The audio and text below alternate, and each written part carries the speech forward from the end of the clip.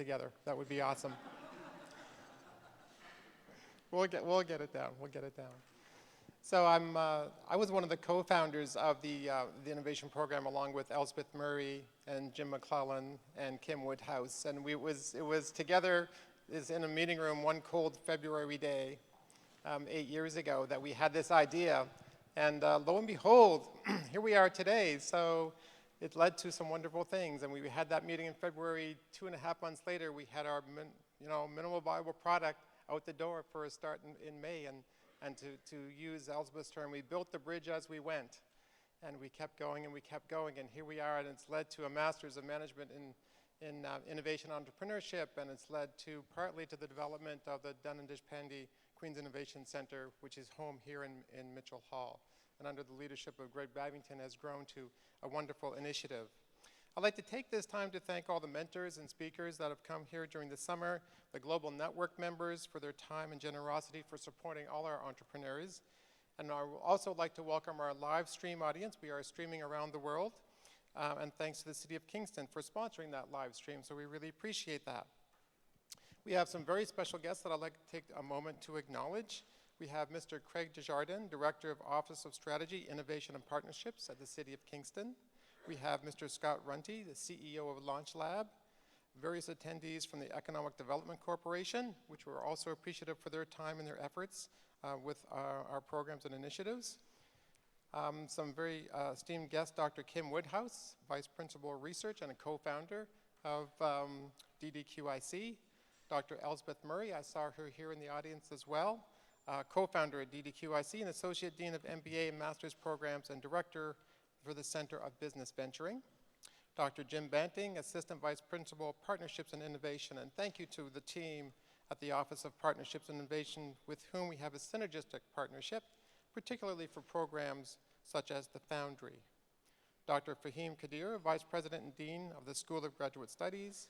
Mr. Glenn Voldebrecht, President and CEO of St. Lawrence College. Dr. Kevin DeLuzio, Dean of the Faculty of Engineering and Applied Science. Dr. Hugh Cameron. I think Hugh gets the award for traveling the most distance to get here because he's a professor of software and business innovations at Macquarie University in Kampala, Uganda. So I think he gets that award. And it's great to have you here, Hugh, again. I know you're a big proponent of our programs. Mr. Bob Millard, Professor, School of Business at Loyalist College.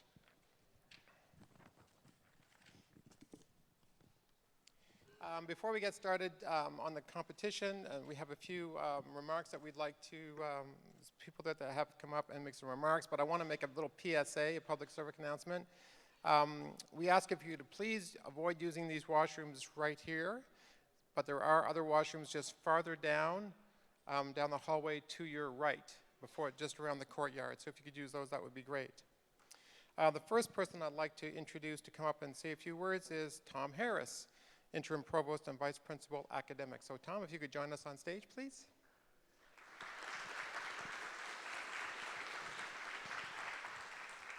Thank you very much, Aaron.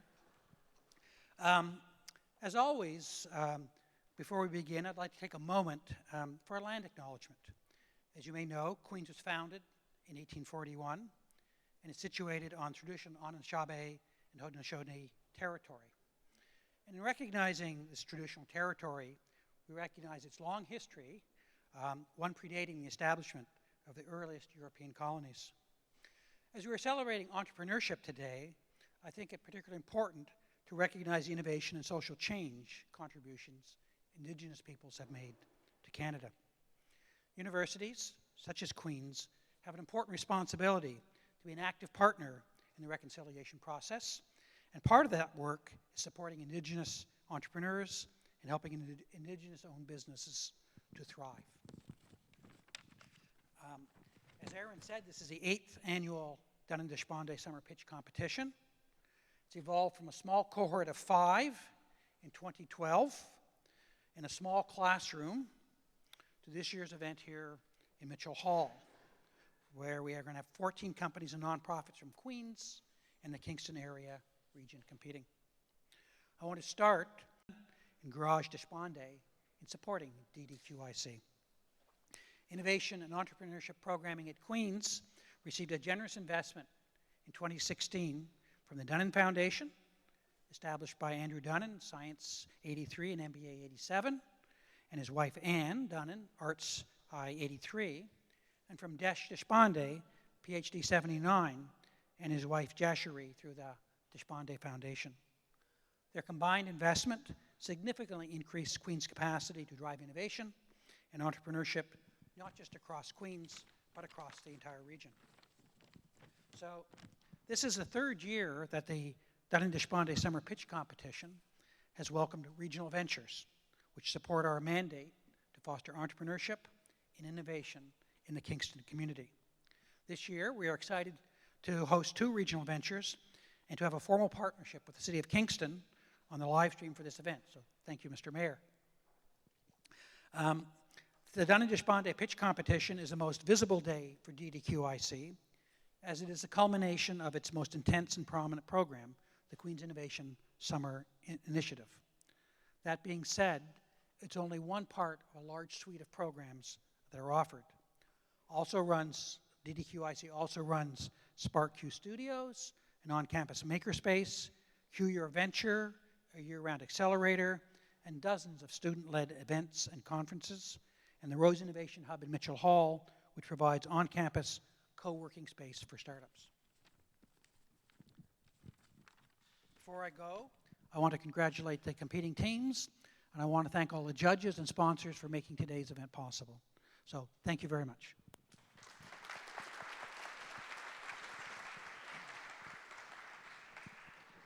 Thank you very much, Tom.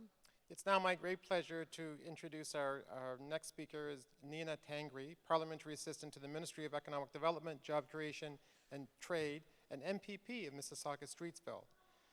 Nina was elected to the Legislative Assembly of Ontario in the 2018 provincial election in the riding of Mississauga-Streetsville as a member of the Progressive Conservative Party of Ontario.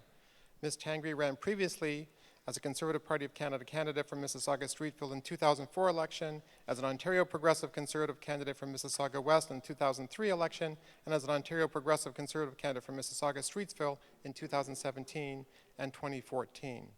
Prior to her election, she served the CEO of Tangri Insurance and Financial Group and president of Tangri BMT Insurance Brokers. In the legislature, she serves as chair of the Standing Committee on Social Policy, mandated with studying policy related to healthcare, education, and post-secondary training, seniors, accessibility, and social services. In June 2019, she was appointed Parliamentary Assistant to the Minister of Economic Development, Job Creation, and Trade. And wow, with her busy schedule, we're really glad she took the time to come and see us here today. So I'd like to welcome Nina to the stage to make some remarks.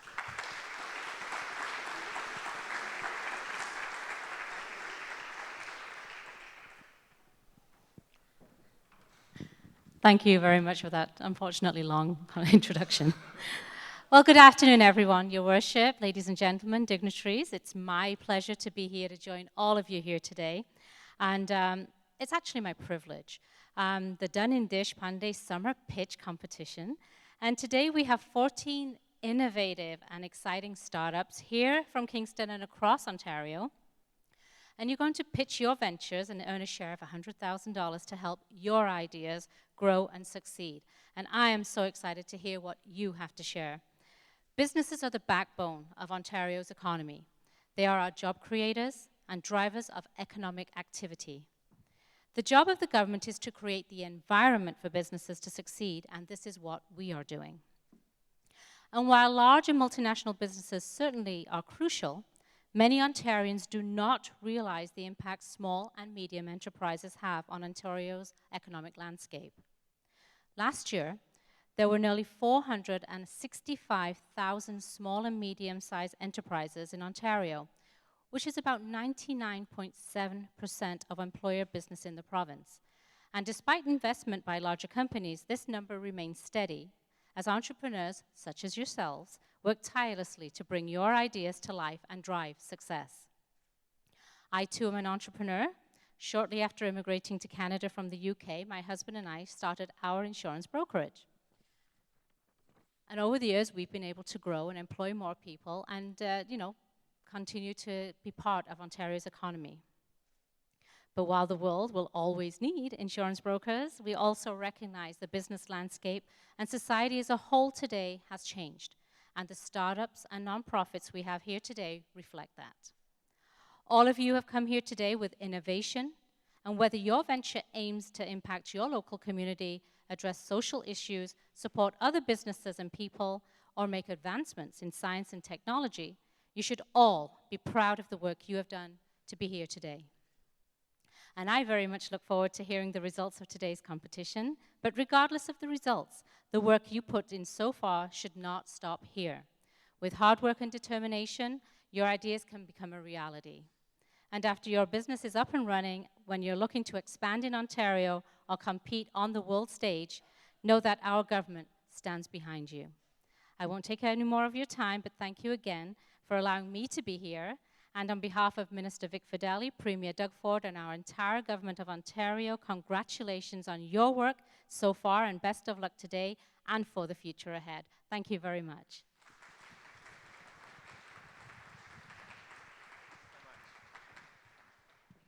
Thank you very much for those very kind words. The next person I'd like to invite up to provide us with a few words of wisdom is our mayor, Brian Paterson. Brian was elected as the 96th mayor of the City of Kingston in 2014 and was re-elected for his second term in October 2018. He first ran for City Council in 2010 in Trillium District, and as a councillor, he used his background as an economist to push forward a progressive agenda centered on growth and quality of life initiatives. As mayor, Brian's vision is to establish Kingston as a smart and leading city. This vision aims to harness the incredible assets we have as a community and build a culture of innovation to make Kingston a leader among cities. Brian is focused on a new deep water dock to welcome cruise ships, fostering innovation and entrepreneurship through the Mayor's Innovation Challenge, increasing the supply of housing in the city with the Mayor's Task Force on Housing, and ensuring the third crossing is built on time and on budget. Don't follow Ottawa on the LRT model, just saying. All while holding the annual tax rate increases at or below the rate of inflation. Brian moved to Kingston in 2000 to attend Queen's University as a graduate student, and in 2006, after obtaining his master's and PhD in economics here at Queen's, he joined the economics faculty at Canada's Royal Military College in Kingston, where he continues to work as an assistant professor. Busy man. Welcome, Brian, to the stage with your remarks.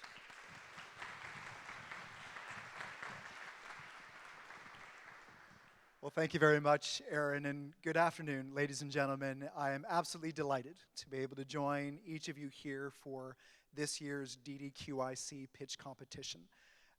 What a great setting. It's exciting to be here in the new home of the DDQIC. I've had a chance to have a tour of this great facility and to know that there's great innovative work that's happening here all throughout the year is really exciting. But this really has become one of those events every year that I look forward to. It's very close to my heart, and I really so appreciate the vision of what this day is all about. It really is about creating an atmosphere and a culture of innovation and entrepreneurship, and really helping to put not only Queens, but also Kingston on the map as global leaders for new ideas. And certainly my message to all of the teams is that there is always room for a great idea in Kingston. And certainly I look forward to seeing all the ideas that are pitched today, but I hope that as these ideas continue beyond today, I look forward to being able to work with some of them and be able to see those next steps to create jobs and investment and ultimately technologies that can make our societies, our province, and our country a better place. So my words to all the teams is best of luck. I know that not everybody can win today, but I really do want to congratulate everybody that's put in so much effort to come to this place, and I look forward to seeing the results of today. Thanks very much.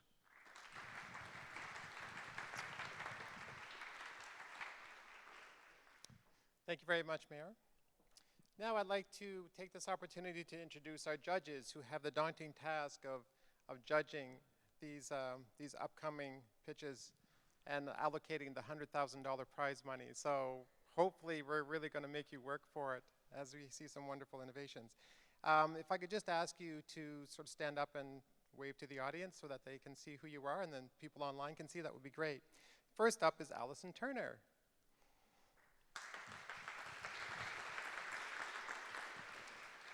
Alison is co-founder and director of product development at Nuvax Incorporated. Co-founder and developer, she leads the Nuvax vaccine and R&D team with a focus on scale-up and manufacturing of new products to prevent diseases such as pneumonia. Alison held academic research and teaching appointments until she helped found Nuvax in 2008. She's a development engineer by training and has a Master's of Science in Chemical Engineering here from Queen's University. Next up, Raj Melville.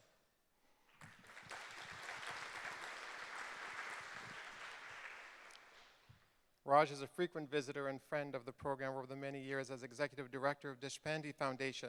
He drives its strategy and efforts to encourage entrepreneurship and innovation.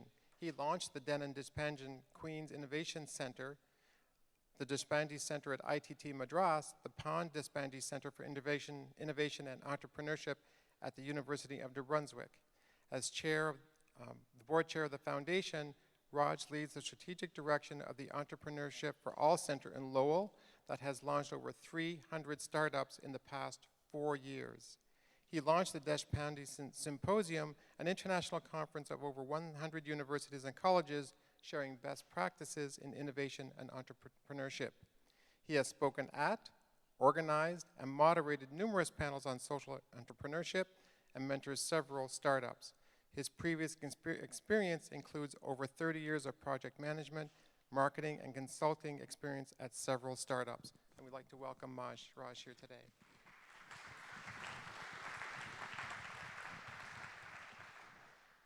Next up, David Lloyd.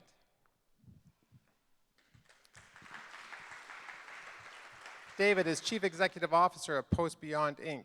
David truly loves the opportunity to be a catalyst in growing companies, the ability to drive focus, work out through the tough problems, and create a winning strategy driven by and through passionate teams is truly engaging and satisfying.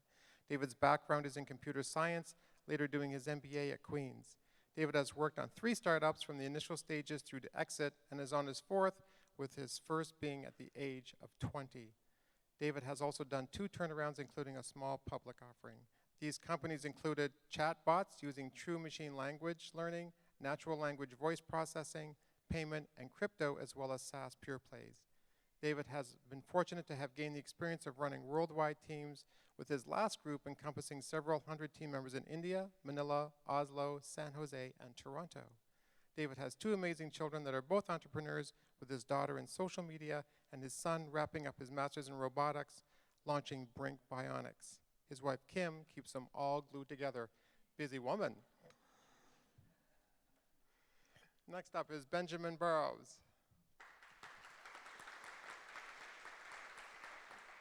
Ben is founder and chief executive officer of Cabot 7.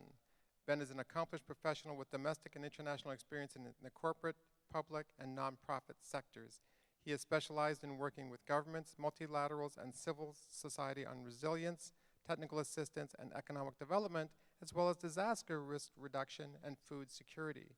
For Ben, after 14 years of high-impact experience in startups, growth, and legacy organizations, Cabot 7 is a vehicle for collaborating with inspiring individuals and organizations and for further developing and applying his professional skills and personal values in North America and around the globe. Ben holds a Bachelor of Arts in International Relations from American University, a certificate in mediation from the University of Southern Maine, and a Master's of Arts in International Relations from the Fletcher School of Law and Diplomacy at Tufts University. Shelby Yee. Shelby is well known to us here at DDQIC as co-founder and chief executive officer of Rock Mass Technologies. She is working with mining companies and geologists across North and South America to digitize and streamline their data collection processes, enabling real-time decision-making to create a safer and more intuitive mining process. Shelby holds a bachelor's degree in geological engineering from Queen's and won $30,000 in seed funding for Rock Mass Technologies while in the 2016 DDQIC cohort. She's on this side of the stage and she's now down there, so she has the experience. Not only is Shelby a DDQIC alumni, she is also an alumni of a variety of innovation programs such as the HACS Hardware Accelerator, Net Founders, and the Prime Stream with the Creative Destruction Lab. Prior to founding RockMass, Shelby founded 2 conferences focused on women in engineering and social innovation while having experience working and planning the operations. That is our panel of esteemed judges. Last thing before we start, for you folks in the audience and out there watching our stream, if you're not a judge but you want to have a say in who gets funding, you have an opportunity. You can vote for your favorite team to win the Wisdom of the Market Award. The team or teams, should there be a tie, who win the most votes by 7 p.m. this evening will be awarded up to $10,000 in seed funding. To vote, text the corresponding number of your favorite pitch to 226-909-3121. And wait until the end because you only get one vote. So you want to see all the teams before you decide on your favorite, and at the end of the competition, you can cast your vote. The numbers of the teams are assigned to ventures based on the order of their pitch, so 1 through 14. 1 vote per phone is counted.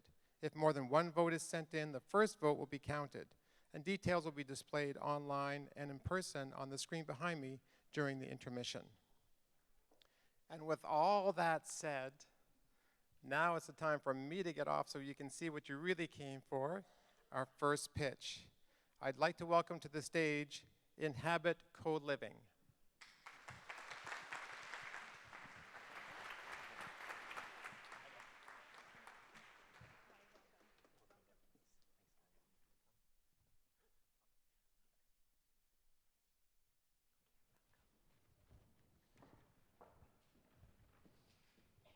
Hi, everyone.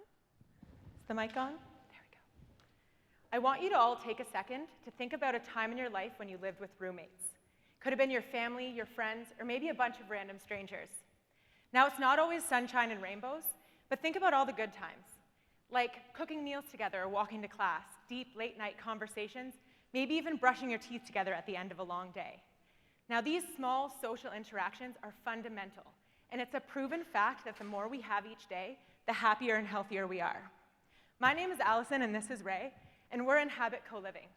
Together, we're bringing flexible shared living right here to Kingston, Ontario. Now, I'm from Kingston, but I've spent the last decade of my life living in shared housing myself, whether it be while working, studying, or traveling around the world. All the relationships I've made in these places will last a lifetime, but every time I came home to Kingston, I found it really hard to find a place to live for a couple of months at a time that had the community that I craved as well as is easy on my pocket. Now, roughly a quarter of people on the planet are young adults like me. We're known to be tech-savvy and travel more than any other generation. We crave experience and access over ownership, which has led to a large number of us taking our sweet time to figure out what we want to do or where we want to live. Our generation has more school debt than ever. We're more nomadic, and we're settling down later in life. This, paired with rapid urbanization and the increasing prices of real estate, has made it really hard for us to purchase housing. On top of that, the digital age that is upon us has led to 50% of our population feeling lonely. The world of social media has resulted in a lack of real human connection. So these are all real problems that people in Kingston are facing today. So how might we solve them? Our answer is co-living. Co-living is a solution in which individuals trade a little bit of personal space for more access to large common areas. They're creative, fun, and comfortable, all at a lower cost. They're all-inclusive and hassle-free, but most importantly, they generate a sense of community. Now, we found that this solution would fit perfectly right here in Kingston, Ontario. Kingston is unique in that it has the lowest rental vacancy rate across all of Canada, as well as high transient student and tourism populations. Now, you might be thinking this seems like a seasonal business, but in fact, we've found that there's high demand all year round for a flexible accommodation offering. So through all of our research, we've found that the people that would benefit most from our offering would be young professionals, travelers, and transient students. Like, take Vincent here. He's from China, and he's here for the Masters of International Business program at Queen's. Him and his 105 classmates are required to stay in Kingston for only 4 months of the year. Being new to the city, he found it hard to make friends. And when looking for a place to live, he couldn't find a furnished rental unit for any less than 8 months, so he was forced to sign on for longer than he needed. At a place like Inhabit, this wouldn't have been a problem at all. So our properties will be underutilized buildings in city centers that have been reimagined to create multi-living units. We currently have a great relationship and a verbal agreement with the owner of this building down by the water. It's a quick walk to the downtown core, a 10-minute bike ride to Queen's campus, and an up-and-coming neighborhood in Kingston. We're in the midst of city planning discussions and zoning applications, and the municipal reaction we've received towards this initiative has been fairly positive. With this first location, anyone can stay in one of our 48 beds, either in a shared space or a private room, with access to over 3,000 square feet of common facilities, such as big professional kitchens and living rooms. With an all-inclusive price and extreme flexibility, these spaces will make it easy for people like Vincent or Alison to come to the city for any amount of time. Now, this aggregate market is massive. It's where the short-term accommodation and long-term rental markets meet, and it's estimated to be worth $85 million in Kingston alone. Where our young target demographic represents about 21 million of this, we believe we can capture at least 10% of this young market at $2.1 million, representing a 2.5% total market capture. So the competition includes hotels, motels, and inns, Airbnb, and rental housing, all of which mainly lack the community atmosphere that we would generate, as well as general affordability, especially for an individual. And specifically, rental housing can be extremely hard to find, comes with the challenge of moving and furnishing, as well as an often unpredictable monthly utility bill. So a social media strategy has already been put in place to get the word out. We'll promote ourselves on Kingston-specific websites and online travel agencies, and we have a working landing page where people can sign up to follow along with our progress as we get closer to our launch date. We'll match this with an outbound marketing campaign and brand awareness events in the city. Our goal is to open our doors by spring 2020 and offer pre-bookings as early as January. Upon success with this first location in Kingston, we'll look to expand locally as well as target similar markets across the country. So along with the high demand for varied accommodation in Kingston and the high success that we're seeing in co-living spaces in surrounding cities, our survey data of over 300 people has indicated that roughly 31% would be interested in this type of shared accommodation offering.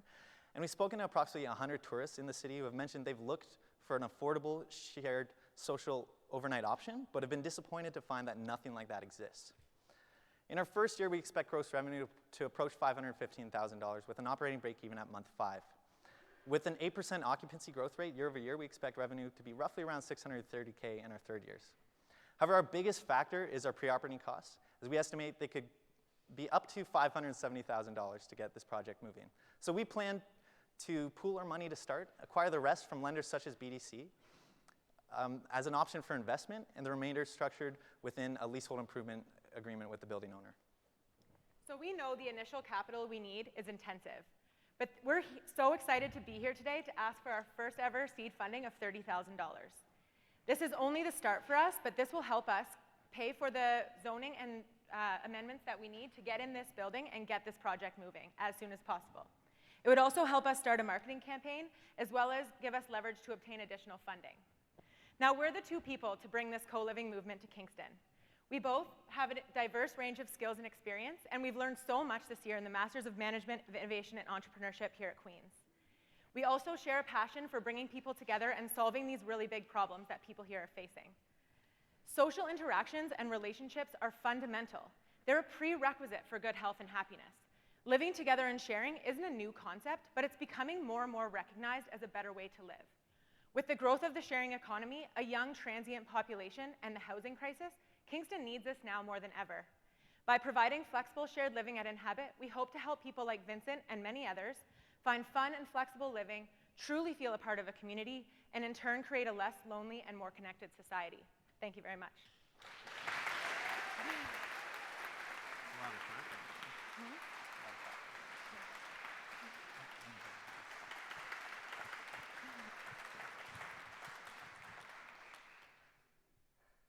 So we're happy to answer any questions you might have.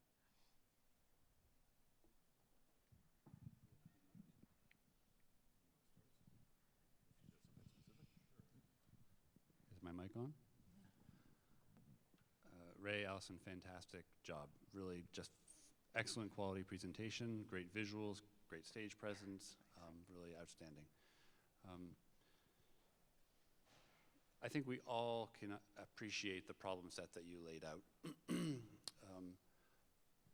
The housing market is a really challenging place, and it struck me that, forgive me if this is glib, but this sounds like kind of like the WeWork of housing. Right? Exactly. Solving the housing problem rather than the office space problem. And we all know that WeWork has got an enormous market capitalization, so to be compared to WeWork, I guess, is favorable. where I would have liked to understand a little bit more is, and maybe you can speak to this, please, is a little bit more about the growth and the business model. Because if you're renting the space, instead of owning it, presumably that squeezes in the margin that you're starting out with, right? And limits the kind of, how far you can go with that. Can you tell me a little bit more about how you're gonna roll in the renovations and really the first customer? Right. Okay, so just speaking to the growth, initially we have a leasing model set into play, but the ideal future would be where we purchase our properties. To get to the first customer, I guess we need the intensive amount of capital to make this happen. So this is how we propose to acquire the funds. You know, collect money from ourselves, and we'll gather the rest from lenders such as BDC, and the remainder structured within a leasehold improvement with the building owner. He's mentioned that he would, you know, we have a great relationship with him, and he's mentioned he'd kind of fill in the gaps in anything that, you know, we can't acquire at this time. So that's how we kind of get to launch, I guess. Did that answer your question, or? There are a lot of similar markets across Canada as well. So there's other similar cities with low vacancy rates. A healthy rental market is between 3 and 5%. There's up to 50 cities across Canada that have a lower than 3% vacancy rate in their rentals. So we're looking to target places in Ontario such as Guelph, Niagara on the Lake, St. Catharines area, and then maybe out in BC. So we do have hope to scale this project. So, if I understand you, you said you have a good relationship with the landlord. So what kind of rental agreement are you, involved with them? Because obviously what you're doing is kind of arbitrage, right? You're hoping, I'm assuming you're having a long-term kind of rental agreement, and you have enough kind of play over there so you can make it up with the short-term. Yeah, so our building owner is awesome. He actually, in that whole, we're only taking a portion of his building. He actually has a bunch of other space behind that he said that later on we could expand into, as well as right now he has a bunch of other small businesses running their studios out of his space. So he's really into promoting small business and helping entrepreneurs get off the ground. We're hoping to do something along the lines of like a 5-year with a additional 5-year option afterwards, and then also put it in the agreement that if it was ever to sell, that we would have the first right to refusal, first right of refusal.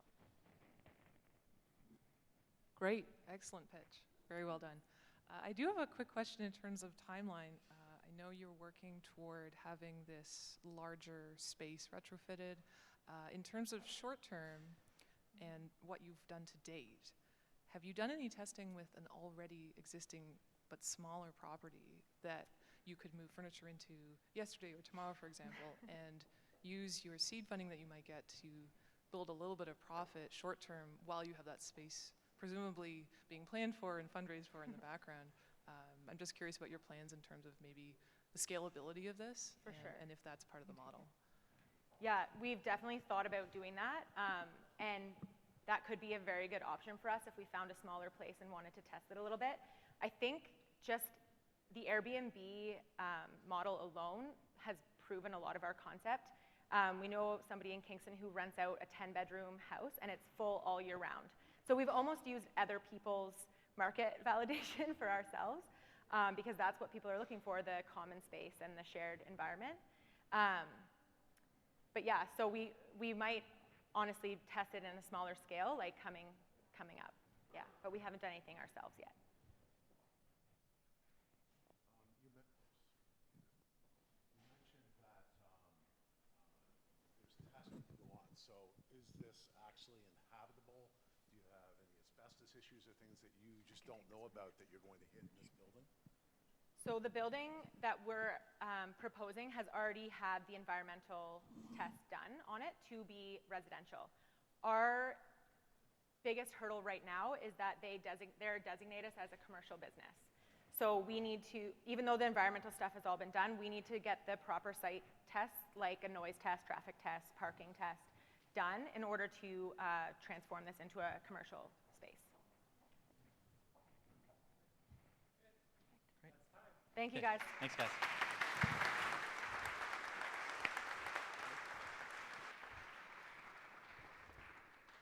luck,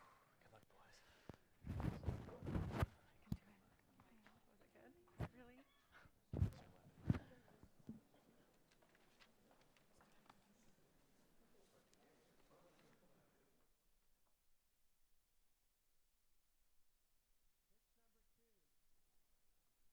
I would like to welcome Window to the stage for their pitch, please.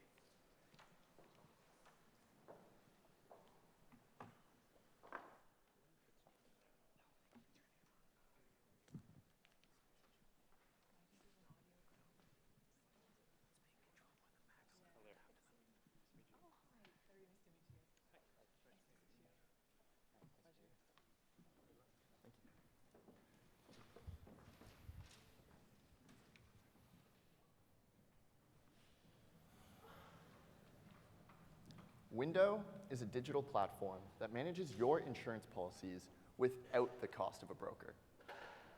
Our business started a few months ago with a couple of computer engineers, Sean, and myself. Over the past 4 years, I've been an insurance broker, and I've absolutely hated it. I became really frustrated with how the industry was operating, but more importantly, how my clients were being treated. Unsurprisingly, I wasn't alone in this. When you look at the industry, both the customer and the insurance provider are getting kind of fed up with the broker. From the customer's perspective, they're paying too much money in commission. 10% of their premiums are going straight into the broker's pocket.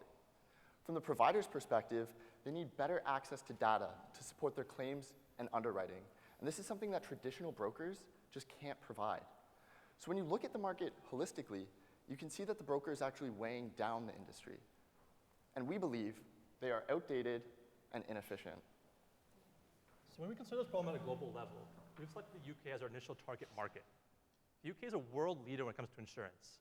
This is because our financial regulations and policies really allow for a lot of innovation, especially in the insurtech space. This is a large market, and we estimate that our target market size is about £124 million annually. So now let's step back and look at our customer. So imagine you're about 30 years old, just recently bought yourself a house and a car. You're excited, but reality is cash is tight, and you need to find insurance.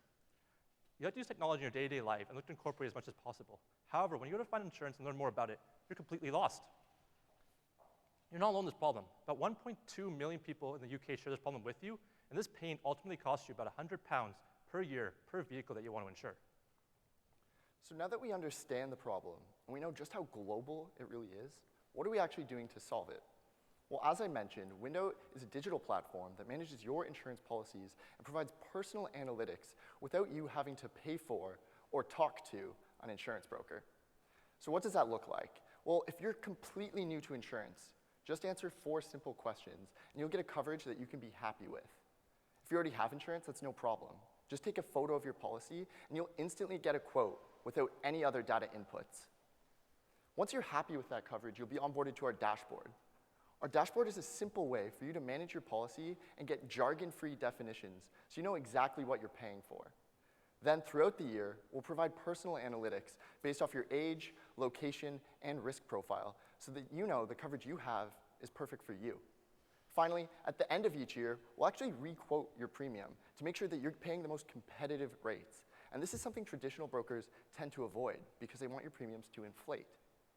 We were able to validate both the business and the technology behind this idea by actually speaking to clients.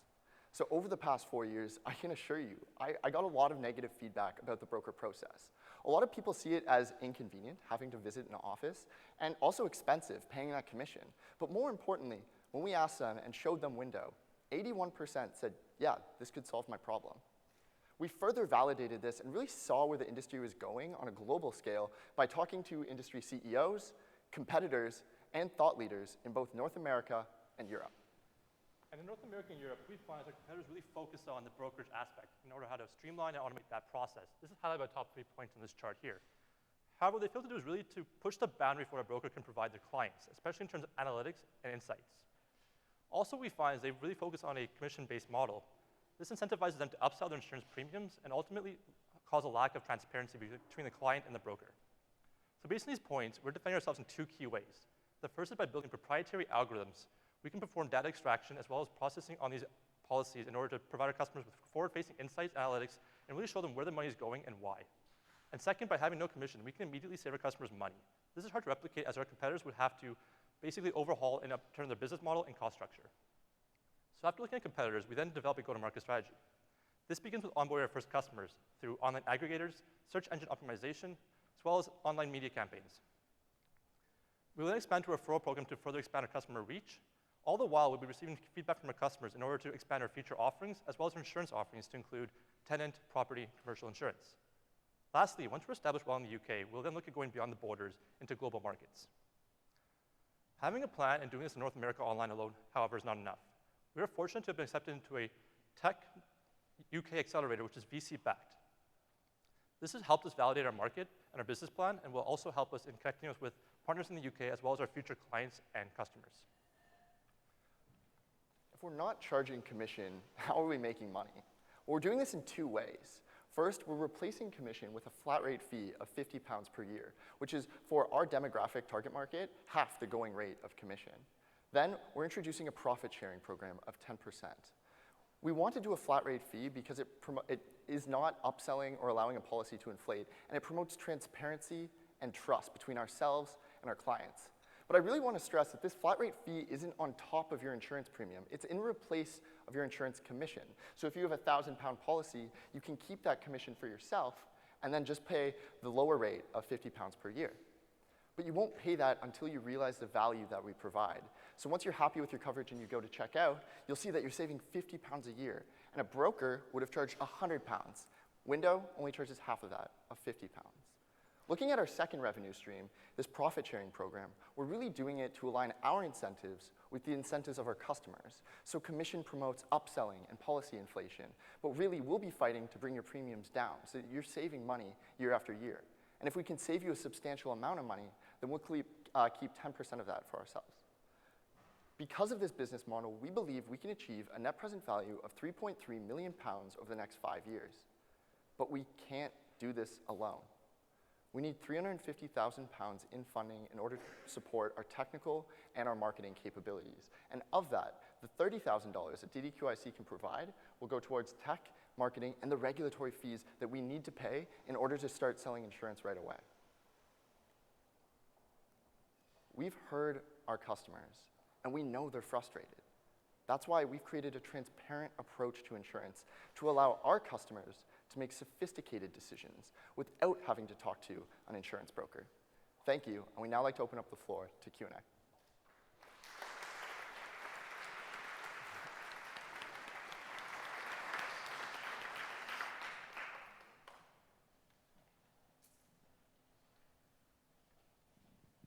So just to get us kick-started, great. Thank you very much.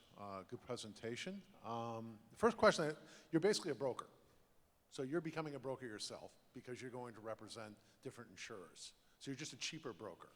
So how do you defend that when Geico, Progressive, and others have technology in the marketplace already that could potentially undercut you if they really chose to? Where's your secret sauce that really protects you that way? Yeah, that's a really great question. So there's 2 points that I want to make there. Fundamentally, brokers have value, as was expressed earlier today, and that's matching you with a bunch of different carriers that can provide, making sure that you get the most competitive rates. If you just go with Geico, you're locked in with that agent. So we do find that we have value relative to those other powerhouses in the space, but then we're also differentiating ourselves by completely changing the business model that most brokers operate on. So a lot of them operate on that commission, and we're really looking to do the flat rate fee. But the flat rate fee isn't the sole value proposition. It's really about promoting transparency. So a lot of the time, and right now, regulation is really pushing to be more transparent with what brokers are making. So by putting that at the forefront, we think that that's our defendable value prop and the brand that we're looking to go into this market with. And if someone were to copy that, they would completely have to change their business model, their cost structure, and their forecast going forward. Great presentation, guys. Really nice. I want to see if I understand something correctly, which is you said that if you're going to re-quote the policy, I'm not sure if I'm using the right term, but periodically your customers will be able to see what other analogous insurance products are out there in the market, and if they are in fact cheaper than their current policy. cheaper or better coverage, yeah. Right. So if they see that there are other products available on the market, how do they purchase those products without having to go through that provider rather than through you? So in other words, would you be driving them off of? Oh, ourselves. Yeah. Yeah, great question. So really, once they become our provider, they could go towards another insurance provider, but they're not really gaining much value there. It's regulated that the insurance provider has to charge the same cost, whether you have a broker or no broker. So they're kind of missing out on the other value that we add, those personal analytics and customer-facing data insights, so that they know that the coverage they have is perfect for them, if that answers your question. So you would provide the insurance as quoted in that other policy available? Yeah, we would redirect them to the other insurance provider, but still service them. So if they want to add a vehicle, delete a driver, they can do that all through our platform on their phone or on their laptop, opposed to maybe calling in or dealing directly with the insurance company. Then my follow-up question would be, forgive me, colleagues, which current insurance service providers are going to be your first partners? Yeah, so we're really looking for the ones that have international presence to help us scale globally, and the ones that are really forward-facing. So right now, we're using Aviva Documentation. They're a big insurance company in the UK, but they also have a very strong presence in Canada. So we're building up to work alongside them, as well as other leading providers in the insurance space. We're gonna get access to them first by actually partnering with a brokerage that might want to sponsor us and become an appointed representative so that we can start selling insurance within the next few months. You mentioned that one of your competitive advantages is your IP. Can you comment on the status of that? Yeah, so this summer we were able to develop a specific data extraction algorithm that's able to extract data from policies irregardless of the structure. So that's something that hasn't really been, I guess, accomplished in the field thus far. But looking forward in terms of IP, we're building scoring analytics, specific things to give you the kind of insights you typically wouldn't get from a broker. And so those are things that we're developing in-house.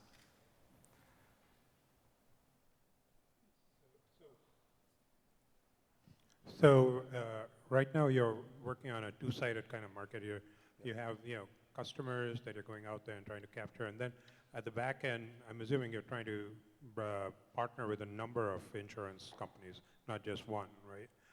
So how do you expect to go and build that part of it? And you talk about the value add that you're providing them, say data analytics. Have you tested that? Is there a demand for that? What's that you're doing uniquely that they can't do themselves? Yeah, so again, there's 2 points to that question. The first one is, by eliminating a lot of the human error, we're creating a more efficient streamline for them to get data in a faster way. As a broker, I can say, like, I made mistakes while issuing policies, and that's very common. So getting rid of that human error can benefit the insurance company and save them time. Secondly, insurance providers right now are actually one touch point away from the customer. The intermediary is blocking the access that they have to that customer to get that full view. So by putting ourselves there and having an app on their phone or on their laptop, we're actually positioned better to collect information from the customer down the road that then the insurance company can use for underwriting or claims. So right now, using maybe telematics and GPS servicing, we could see how frequently the person's driving or where they're driving, and then give that back to the insurance provider. That's being done in the space right now, but not every insurance provider is doing that. So there's some insurance carriers that would find great value in that. Thank you.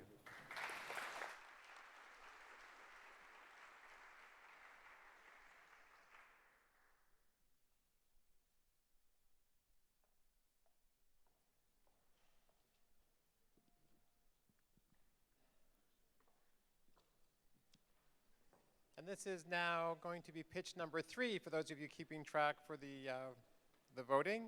I'd like to welcome Research Stream to the stage for their pitch.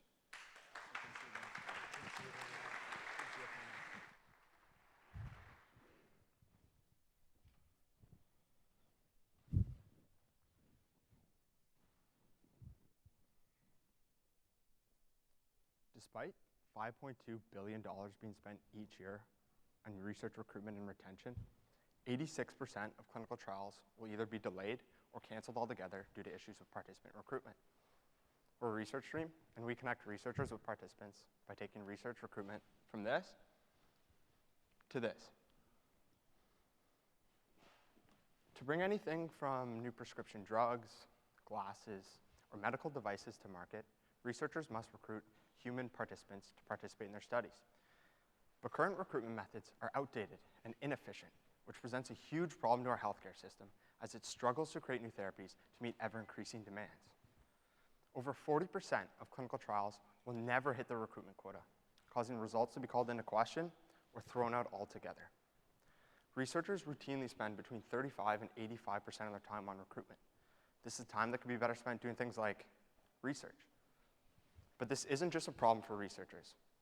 Last summer, we spoke with a research participant named Steve. Steve's been HIV positive for over 10 years. To get involved with studies that can improve his condition and contribute to medical advances in his community, he goes into busy public waiting rooms and tears tags off of posters on the wall. These posters clearly read, "Looking for participants who are HIV positive." In 2019, this is the industry standard of participant recruitment. ResearchStream is a web platform and service that's created to address the problem of participant recruitment. By introducing technology into the recruitment process, we're making it easier than ever for researchers to find the participants they need. For participants, ResearchStream is a centralized platform where they can view opportunities that meet their unique needs. Unlike traditional recruitment methods, ResearchStream leverages a patient-centric platform that creates a large database of participants who can participate in multiple studies over time. In creating ResearchStream, we've worked closely with the research ethics boards to ensure we're meeting the privacy standards of both the province and the country. We've also formed a partnership with the Center for Advanced Computing to ensure our data is meeting the highest security standards. ResearchStream data is being used to implement machine learning algorithms to enhance our recruitment capabilities over digital platforms. We're implementing matching algorithms to match researchers with participants who are likely to meet their eligibility criteria, and providing researchers with analytics so they can better understand their participant pools. To deliver our solution to research institutions, we'll be using a software-as-a-service model. By targeting these large institutions, such as hospitals and universities, we'll be able to accelerate both the researcher and participant onboarding process. Now, for individual labs with extensive recruitment needs, premium tiers will be available for purchase. Now, depending on the size and the needs of the institution, licensing fees will range from $150,000 to over $5 million annually. To enter into the market, we started by targeting researchers who are examining healthy populations, as this segment presented itself with the least amount of barrier to entry. With early success, we continued to iterate on our platform and began onboarding some key thought leaders within these research institutions. Now, these thought leaders serve as high-ticket customers, as well as influencers who are helping us get to our ideal customers, the institutions like hospitals and universities.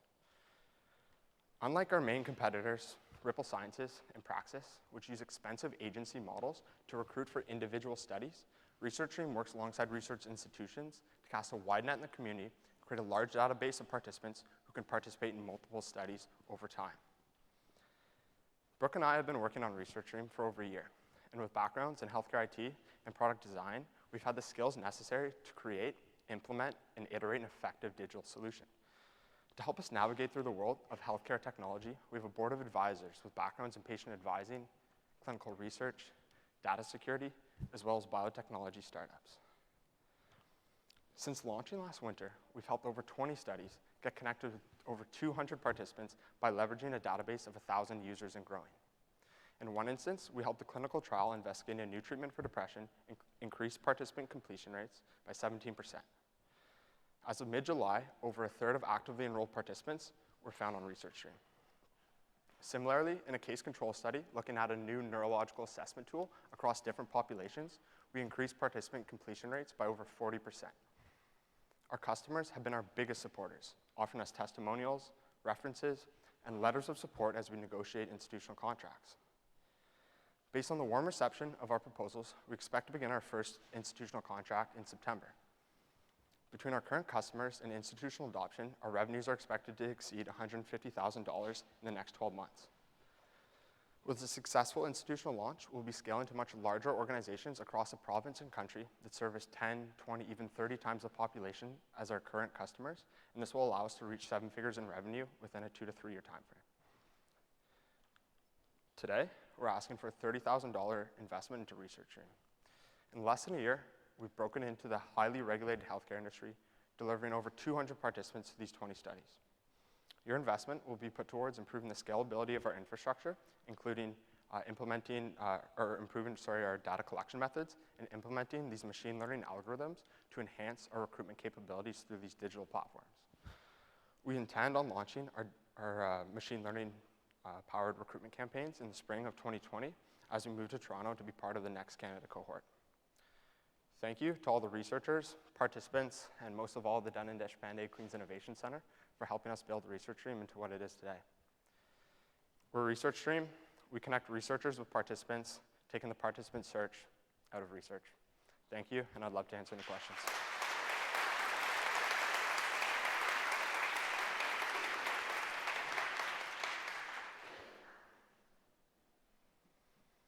So great job, excellent pitch. Thank you. Very exciting to see the traction that you've gained over the last year, especially interacting with some users in terms of the individuals as well as some clinical partners. Yeah. What are your plans for really ramping up and accelerating that traction in the next 12 months or so? Yeah, so we started pitching last year with an idea. And one of the common feedbacks we heard was it's going to be a chicken and egg problem. You need to get researchers and you need to get participants.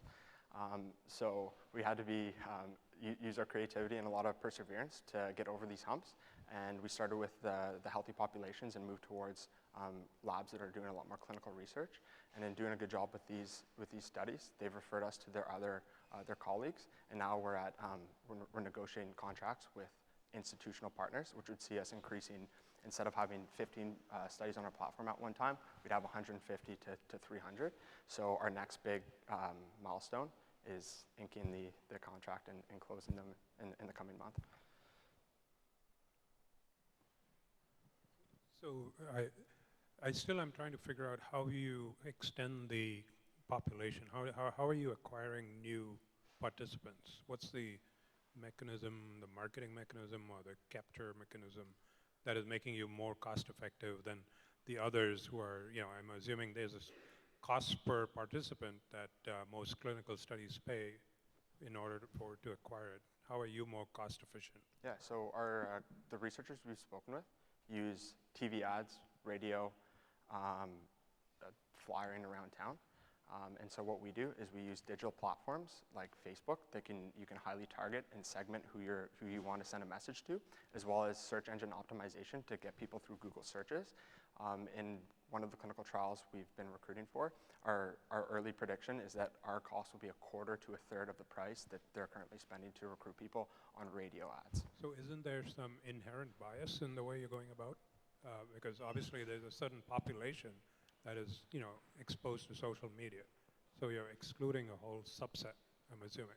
So when you look at different recruitment methods, social media is actually one of the best ways because it has one of the most diverse groups of people online. Putting posters around town, you're going to get very specific populations of people that frequent these areas. The literature out there shows that social media is actually one of the best ways to get a diverse participant range.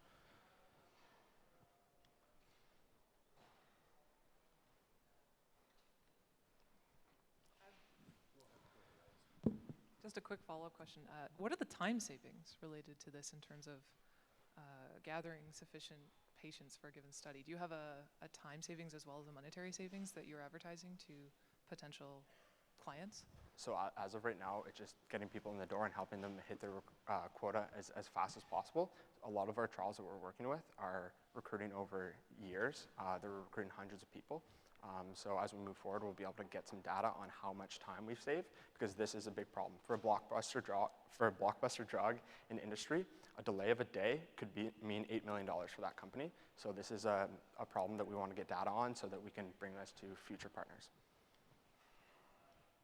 Once you acquire the particular participant study, yeah. Do you get to keep that participant as part of your platform, or are they automatically basically related only to the individual that it was recruited for? Basically, do you get to keep all the eggs? Exactly. That is our idea. Is we do the recruitment. People come through our platform, create an account on ResearchStream, and then contact the researchers directly through ResearchStream. Of the people that contact researchers, on average, they'll contact 1.8 researchers, so they'll participate in multiple trials over time. And sorry, really quick, how are you making money? Are you making a percentage off what they would be paying the participant? Are you getting paid separately for the use of the platform by the number of users that sign up? And how big is the market that you're going after, at least in Canada or North America? So for the first question, we're doing a subscription fee for the researchers to post their study on our platform and then run these digital recruitment campaigns. And then the second question was, how big is the market? What's it worth to you? Yeah, so $2 billion is spent in North America alone on research recruitment and retention. In Ontario, it's about $120 million. And yeah.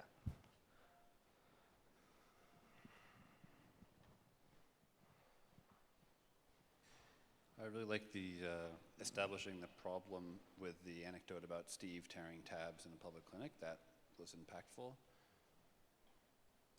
So I have the beginnings or inklings of an answer about why you might want to do this, but my question to you is, why are you and your co-founder doing this? So this problem came to me when I was working at the University of Ottawa Heart Institute, which is a world-renowned cardiac hospital in Ottawa. And I was working on a healthcare IT implementation project, and these nurses kept on asking me about participating in their studies. And I thought it was a little bit odd. You know, I'm your colleague. I never met the eligibility criteria. I couldn't help them at all, and this is how recruitment is being done. And so I brought this problem to Brooke, and she had a background in computer science, and we quickly started brainstorming some solutions. And then it was just all the people we've spoken with. We spoke with over 100 researchers, over 30 participants, and they all told us, please build this. I needed this when I was doing my master's. I delayed my master's for 2 years. Or these researchers who were saying, you know, our target goal is 108 people, and I have 7 right now. And then the participants like Steve. So, I mean, that's really the momentum pushing us forward. Thank you very much. Thank you.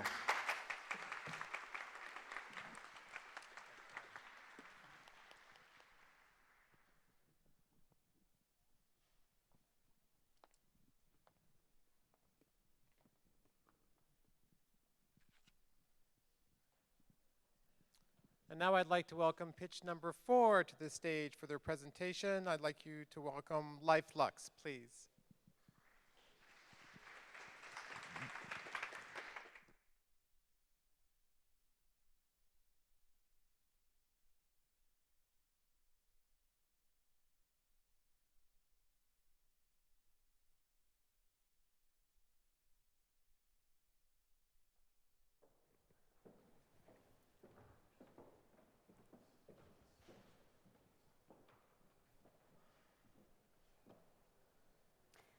Hi everyone, I'm Zoe, this is Jesse and Kira, and we're LifeLux, Intelligent Social Technology for Retirement Communities.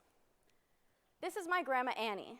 Now my grandma is 98 years old, and last summer our whole family was away on vacation. She was really lonely, so she decided to move into a retirement home for the social experience and to meet new friends.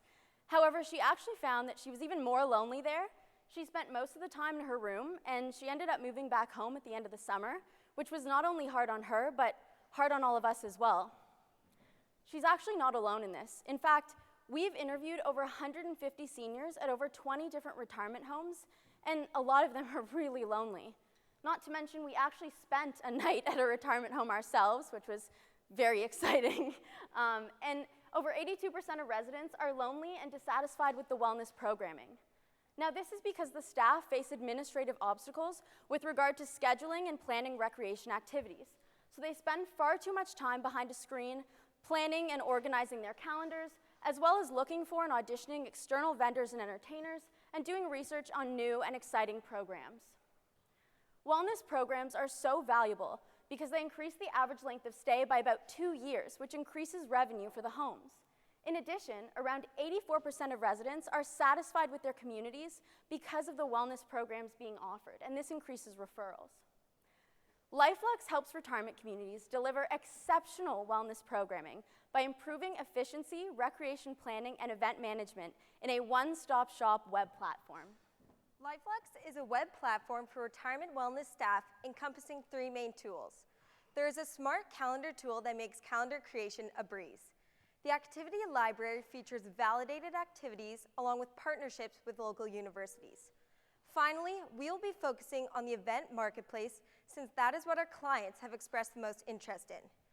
Previously, the only way retirement homes could find and book external vendors was through word of mouth or their limited social networks. This is where the event marketplace comes in. The marketplace connects these 2 groups, expanding the customer base of local vendors and providing new and exciting activities for retirement homes. The platform provides transparent pricing along with quick and reliable payments. In addition, you can view demo reels, ratings and reviews, and finally, all of the bookings sync automatically with the smart calendar. As you can see, you can choose a category, view the vendors, see their prices, ratings, and have easy click bookings. Our customers are retirement home executives. However, our actual end users are these frontline wellness staff who are planning and creating engaging activities for the residents every single day. We have an additional customer base through our event marketplace, which include local businesses, entertainers, and vendors who are looking to access this untapped market. Our business model has 3 tiers and is billed monthly, and it ranges from $200 to $500 a month. It includes 1, 2, or 3 of those features we mentioned earlier. Additionally, through the marketplace, we have a 10% commission fee on all transactions that occur through our platform. This market in North America is massive, with over 20,000 retirement homes. Closer to home here in Ontario, there's actually over 775, and right here in the greater Kingston area, there's over 45 homes. It's also growing really quickly. The retirement home software market is expected to grow at 9.2% year over year for the next decade, and that's really exciting for us as a young company. In this space, there are some competitors who are focusing on recreation software. However, right now, they're really focusing on calendar tools, activity libraries, and a little bit of attendance tracking. Where we really differentiate is we have this activity marketplace, and that's allowing these retirement homes to bring in new and exciting vendors to their residents, as well as offering all of this at a really affordable price point, unlike any of our competitors. Over the next 5 years, we plan to get into over 900 retirement homes. This may sound like a lot, but when you consider that most of these are owned by national or multinational chains, it's a fairly small amount of contracts and sales for us to close. We aim to break even at month 18 with around 42 homes on board, which represents the Kingston and a little bit of the Ottawa market. Again, my name's Jesse. I graduated from McMaster in health policy, and I have a lot of experience in finance and operations, and I'm currently a student here at Smith in the MMIE program.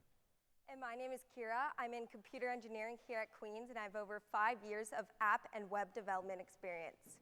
And I'm Zoe. I have experience in global health and disability studies, as well as in marketing and communications. And our 3-star advisors, Dr. Ashok Chadha, who owns his own retirement residence in the Kingston area, which we'll be piloting at in the fall. Sherry Hewson, a seasoned entrepreneur with several successful exits in the healthcare field. And Hugh Cameron, a seasoned technology executive with experience in managing teams. Our plan is to pilot in Kingston in the fall, and in the following year, we're going to have more meetings and pilots with retirement homes throughout Canada. In the future, we're going to be signing contracts with these Canadian chains, and then moving into the American market, beginning in Florida, because as most of us know, it's the #1 retirement state.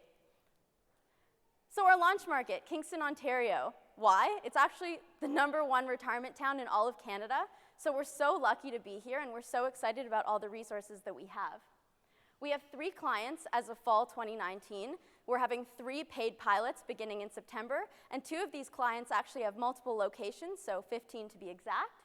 And we've had discussions with 2 large innovative chains, one with over 100 locations, which is looking good for our ability to scale with them.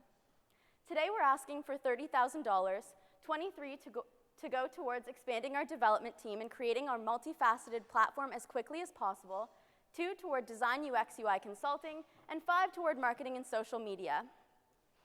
LifeLux is exceptional because it helps people not only like my grandmother and other residents, but it really focuses on helping wellness staff create a wonderful environment for the seniors and focus on the most important part of their jobs, which is spending quality time with the residents and improving quality of life.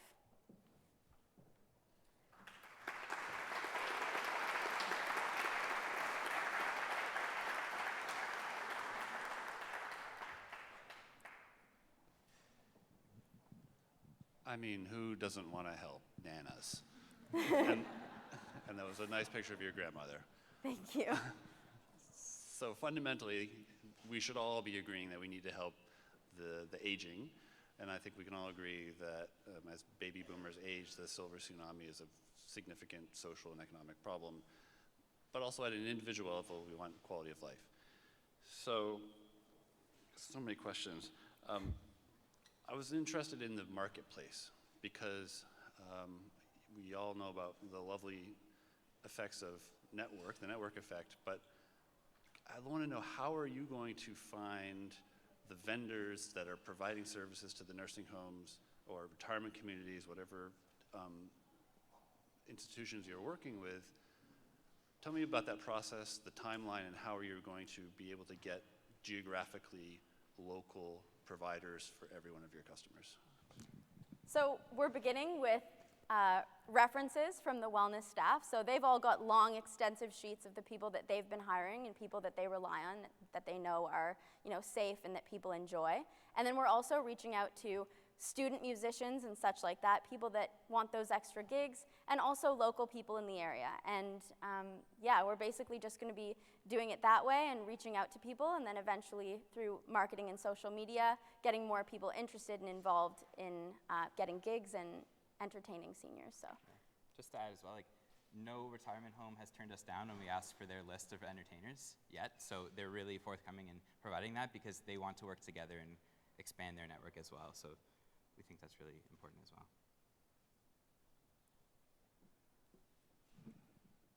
Is there like a critical mass of entertainers that you need to have in order for your thing to be viable? Like, what is a typical retirement home in a year? Like, how many of these external events do they have? How much variety do they need? And what's the inventory that you need to have on hand? Yeah. So currently, it's about once a week they bring in an entertainer, and sometimes this is cycling through maybe a 3-month cycle. But we're really thinking that most of the lists we've received from these retirement homes have had between 50 and 100 vendors that they frequently use actively. So we're looking at, in the Kingston area, we already have a couple hundred names on the list already, and we're constantly adding more every day. Good presentation. I do like the story. It's you. always so important to have that story behind it to really grab the emotion at the same time. So what does the average retirement home spend on entertainment in a year? Okay, so yeah, currently they're spending about $400 a month on entertainers, $400 to $600, and that's something that they've expressed. It's fairly consistent in their budget, but a lot of the recreational coordinators have a lot more room to spend more if they actually had more variety. The issue is that they haven't actually been able to find these other, for example, bringing in an author to read or a speaker. So they're looking for this variety to kind of say, oh, we're going to bring in someone new. They can ask their manager. So that's really the range we're looking at. And yeah.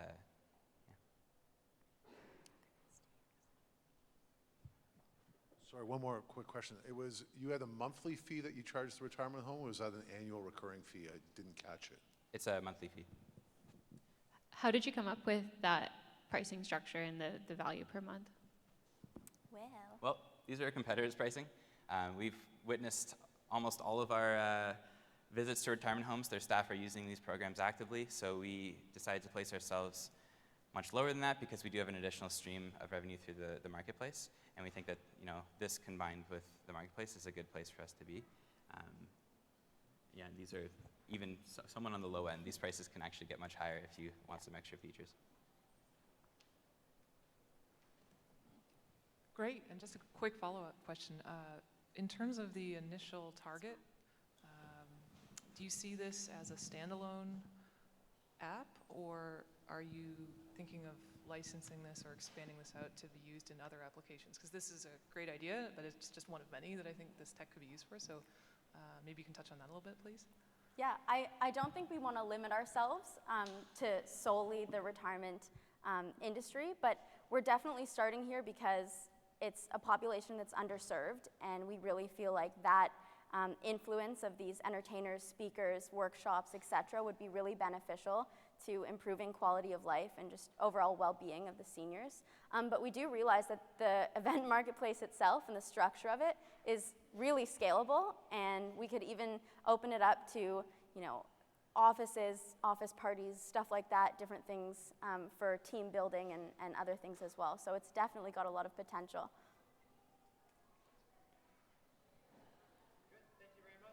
Thank you.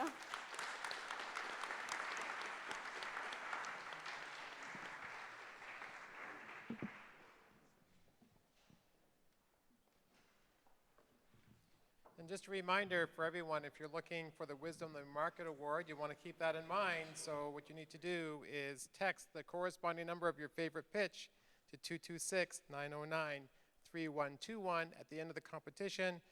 Voting closes at 7 p.m. Sort of sounds like American Idol, doesn't it? Okay, so to our next pitch, pitch number 5, I'd like to invite Crumble to the stage, please.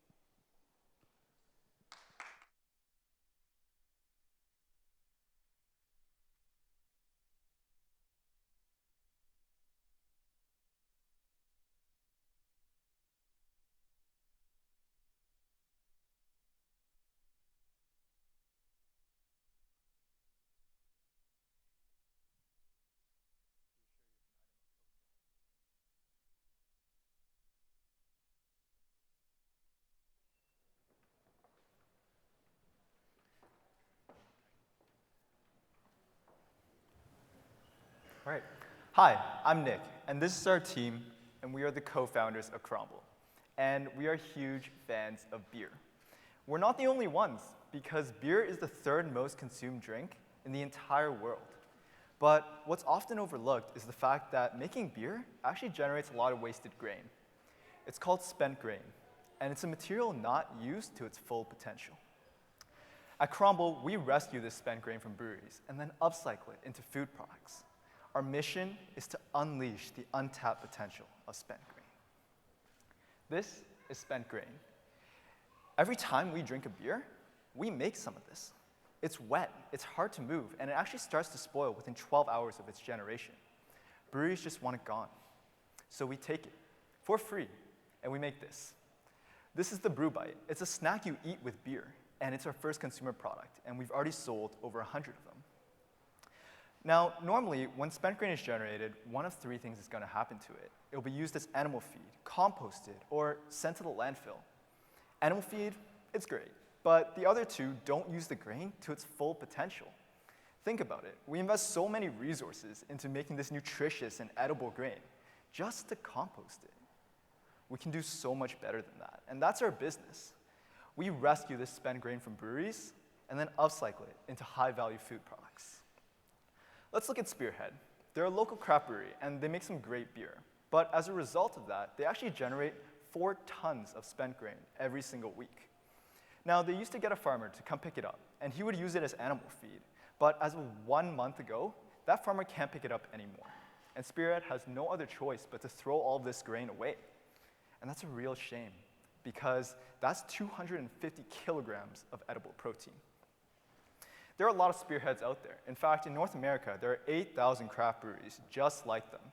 To us, that tells us that there's a lot of spent grain out there. There are 3 key things that we want you to understand about our business model.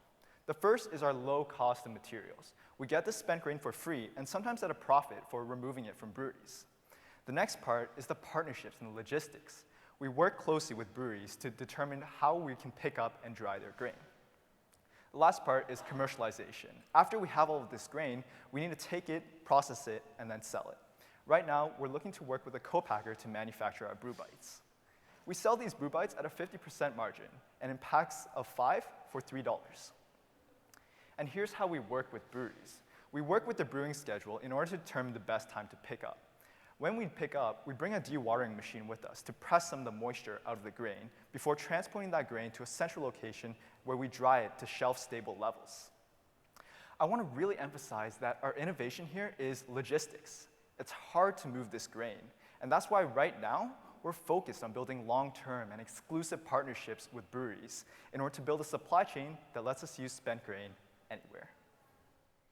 So breweries want to work with us because we provide a reliable and sustainable method for the disposal of their spent grain. We also offer a novel branding opportunity for their businesses. Think Crumble's Brew Bite, made with Spearhead grain. Our target market for the Brew Bite is the craft beer lover. This is a very passionate group of people who supports local businesses. And when we talk to the craft beer lover, what they love is the story, the idea that you can enjoy a beer and also eat something made from beer. What they're also excited about is the spent grain. Spent grain is unique because it has fewer sugars due to the brewing process and is high in protein, fiber, and micronutrients. This is clearly not a waste product. And we're not the only ones amazed at the potential of spent grain, because we have a couple competitors in the States making flour, granola products, and compostable cutlery. But it's still an early and developing market. And as one of the first spent grain management companies in Canada, we can develop our brewery partnerships before anyone else. And here's how we're going to do it. The Brew Bite is our go-to-market strategy. It's allowing us to build our initial supply chain and to spread awareness of spent grain. Through the Brew Bite, we're able to prove that people will eat and enjoy spent grain products, but more importantly, that they're excited for a zero-waste economy. And we know this because we've been able to sell over 100 of them in our first 2 events.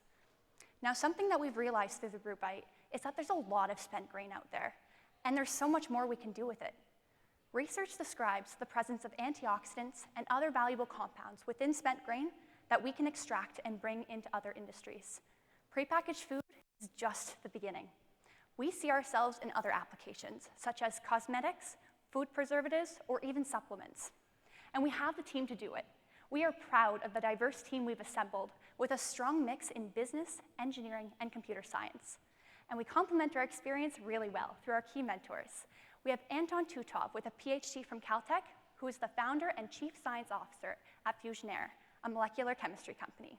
We also have our advisor, Johan de Grief, who is the founder of the highly successful Saxon Chocolates. Now, we have several key accomplishments to date. For one, we have validated that spent grain management within breweries is a problem. We have also sampled and sold our product at 2 large craft beer festivals, and we also have 3 brewery letters of intent, one of which being with the largest craft brewery in Eastern Ontario. We are here today because we're in need of $58,000 to invest in the drying and transportation equipment that we need to build our initial supply chain. We are also in need of funds for research and development, to fund our nutritional testing, and to invest in future uses of spent grain. Now, I want to finish off by showing you this. Everyone knows what whey protein is. But what if I told you that whey is a cheese byproduct that was being thrown away for hundreds of years? Nobody was using whey 30 years ago. But today, it is the largest source of protein supplement in the world. That is an $8 billion industry. We see that same potential with spent grain. We are Cromble, and we believe that spent grain is so much more than just a byproduct of beer. Our mission is to unleash the untapped potential of spent grain. Thank you, and we'll welcome questions.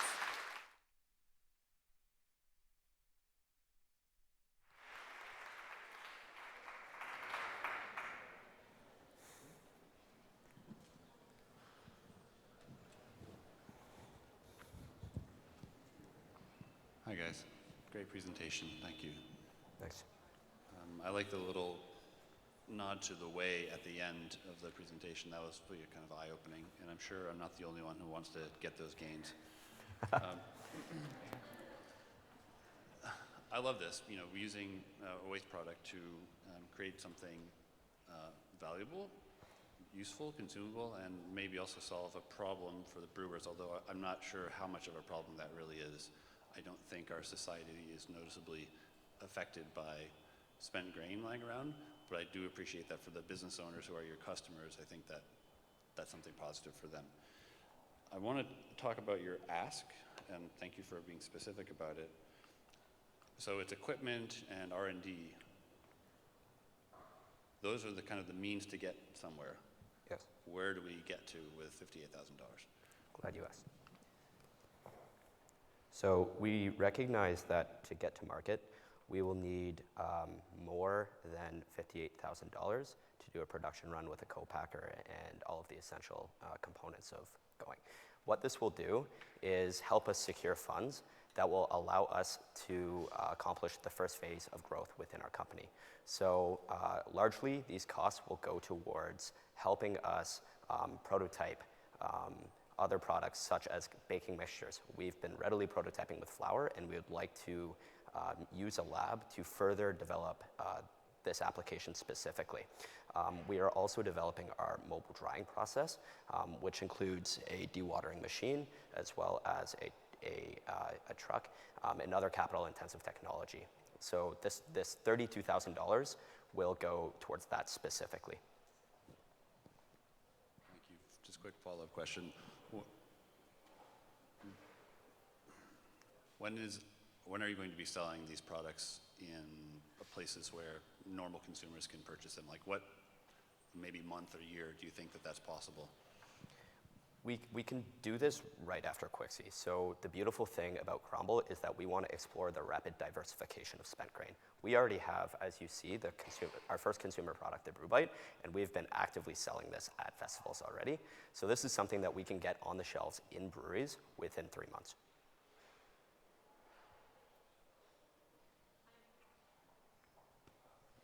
I'm interested more on the actual product side, so I guess Cromble itself.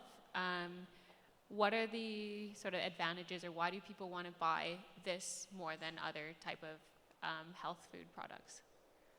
So our ideal customer is the craft beer lover, as was mentioned in the presentation. And so to add on to that, we believe that the craft beer lover already buys their craft beer because they value quality. And our Brew Bite will provide that same quality to that community of the craft beer lovers by being healthy and sustainable. And so instead of competing with other granola brand companies out there on retail stores, we really want to compete with other beer food pairings that craft beer lovers buy when they purchase their beer. So what are these other craft beer pairings, and what kind of market are you looking over there as opposed to the big market that you have? Yeah, so as you can see, the other conventional type of beer pairings are pizza, hot dog, chips, mozzarella sticks, and these are very much not the typical, they are the typical craft beer snack, and so we want to differentiate from them because we are much healthier and sustainable. Do you have any kind of size in terms of this size segment of the market? Sorry, can you rephrase? Do you know what the size is for this particular segment as opposed to, the previous data I think was the general market out there? Yeah, absolutely. So just to speak to that, this graph or appendix that we have right now contains products from a multitude of different industries, which is something that we think really differentiates Cromble, is that we've designed a beer pairing or a snack that pairs very well with beer, which would differentiate us from conventional. So if you look at our competitor Regrain, they make protein bars and they sell through physical retailers. What we're doing is we're circumventing our competitors by going into a space that prepackaged snacks aren't typically in. Great. I love the sustainability aspect of it. And with that, I think you might find that a lot of folks who maybe are not specifically interested in craft beer are interested in the sustainability aspect. And with that comes reducing consumption of animal products and this and that. So if you have a vegan alternative, that would also be probably something appreciated in this space. But in terms of my question, I'm actually interested in the spent grain itself. How far along are you in terms of the process, in terms of the quality assurance aspects of the material itself and its shelf life and its stability? Where are you in terms of the actual process development related to handling the grain itself? So if we talk about the nature of spent grains, then it is very wet in nature and it has around 70% of moisture content. So we need to take special care of quality so that it doesn't get contaminated. So we are having a process plan to just test the batch of spent grains at the breweries itself. And if we find that it is suitable for consumption, then we move it on and process it into further for the drying process. Like at the on-site, we plan to compress it and dewater it as much as possible, and then move it to the centralized location for a shelf-stable life.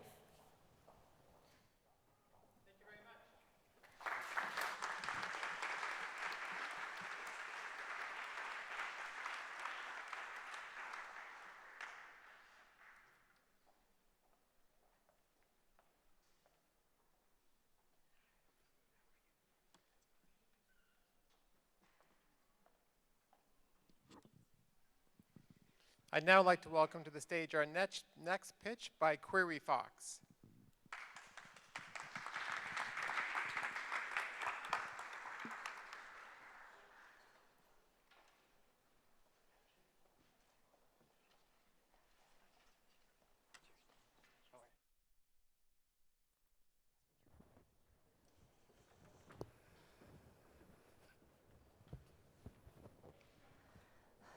Okay, well, welcome to our presentation. We are QueryFox. We are a unifying management system, and we're here to set a new standard for municipal efficiency. My name is Ash Niazi. I'm the co-founder and CTO. I'm an engineer from Queens. I also run a digital agency, and I've been doing web and working with CMSs for the past 12 years. I'm Joe Baptista, and I'm the former mayor of the Township of Leeds in the Thousand Islands, an executive in the telecom industry, as well as a CRM and social media expert. So let's look at the issue and identify the problem that our municipalities face. Residents are frustrated that they don't get the answers that they need from their municipality. Most of all because municipalities lack the tools necessary to answer issues and solve problems and communicate. So what are some of the issues that we needed to solve? Well, we need to be able to create a tool that handled resident complaints and inquiries. We needed to have something that had efficient tracking and consistent communication. We need better workflow management and task designation for staff to do their jobs, and a tool to help them with budgeting, maintenance, asset management, and more. So we went over the problem. Let's go over the solution, and the answer here is QueryFox. QueryFox is a SaaS product and software platform that's built from the ground up to unify the management of your municipality. We broke it down into the core feature set, our base offering, as well as add-on extensions to curate the individual need of our client. So why does this problem even exist? There are so many CRM tools out there, so many ticketing solutions, but traditionally these solutions are very expensive, and municipalities just don't have the resources to make this happen. And that's why QueryFox is designed specifically for municipalities, both as an application and as a price point. So how do we solve this, right? Well, we broke it down into query management, which handles the intake of the queries, gets pipelined to the workflow management, where we have the teams, we have the permissions, we have the hierarchy, we have the communication management, which ties it in all together, and then we have the data that gets curated to our trends and analytics platform to create patterns and much, much more. But most importantly, our application is easy to use, so if you're a resident, municipal staff, or an elected official, our application is for you. So let's look at sort of a typical case study. So there's a resident, this gentleman here has an issue with their garbage pickup. Traditionally, it's very hard to get answers from their municipality. With QueryFox, you have a very easy tool that you can log into or create a brand new profile to get your answers. And it's very easy for the resident then to submit their query. All their location information, all the categories are designed for municipalities to make it easy. At the staff level, QueryFox handles all of the traffic, so it assigns it immediately to the person who can get it done. In this instance, as soon as it's picked up, the system communicates right away with the resident, says, we're on the job, we're ready to make this happen for you. And so you can see right away the notifications continue on until the answer is delivered, until the problem is solved. One of the great things too is, well, what happens if there's, let's say, 10 people who have the same issue? So you see the little red dot on the map there on the bottom. Well, that's a hot zone, and it says, you know what, there's a whole bunch of residents that have the same issue. And the great thing about QueryFox from an efficiency perspective is when all of those issues are solved, all the communications happen simultaneously from the solution, and the residents all get dealt with in one fell swoop. So that touches up on a couple of our foundational modules, such as the QQuery, work communication. Right? We have a lot of other foundational modules that increases the base offering, such as the rating for feedback. We want to see how the resident feels about our interaction, right? The hot zones for alerts, and also the trend lines to create certain patterns that we can figure out, right? And we are doing this to have constant growth in mind. We have a lot of other foundation and extension modules in the work, such as asset management, assets, time management, and also integration with Home Assistant speakers, which is very, very cool. We're actually creating this application to have traction in mind on a global scale. Our software is relevant wherever there is a democracy, so our application is home for that. We also made in Canada. We're an Eastern Ontario-bound solution, and we're actually working with several different municipalities towards a beta deployment. So how big is the market potential for QueryFox? Well, we have 440 municipalities in Ontario alone, over 3,500 in Canada. The United States has 20,000 and 100,000 in the UK and worldwide. QueryFox is profitable with less than 1% of market penetration in Canada. And part of this, too, is our price model and our fee structure is designed that no matter what size municipality you are in, you can afford QueryFox. It's based on an annual subscription fee depending on the number of residents that you have, plus a base fee. Our current focus right now, aside from moving towards beta, is to reach a funding goal of around $350,000, and that will support us to increase our development throughput as well as get support for our beta deployments. It's important to reiterate that we make a profit per extension.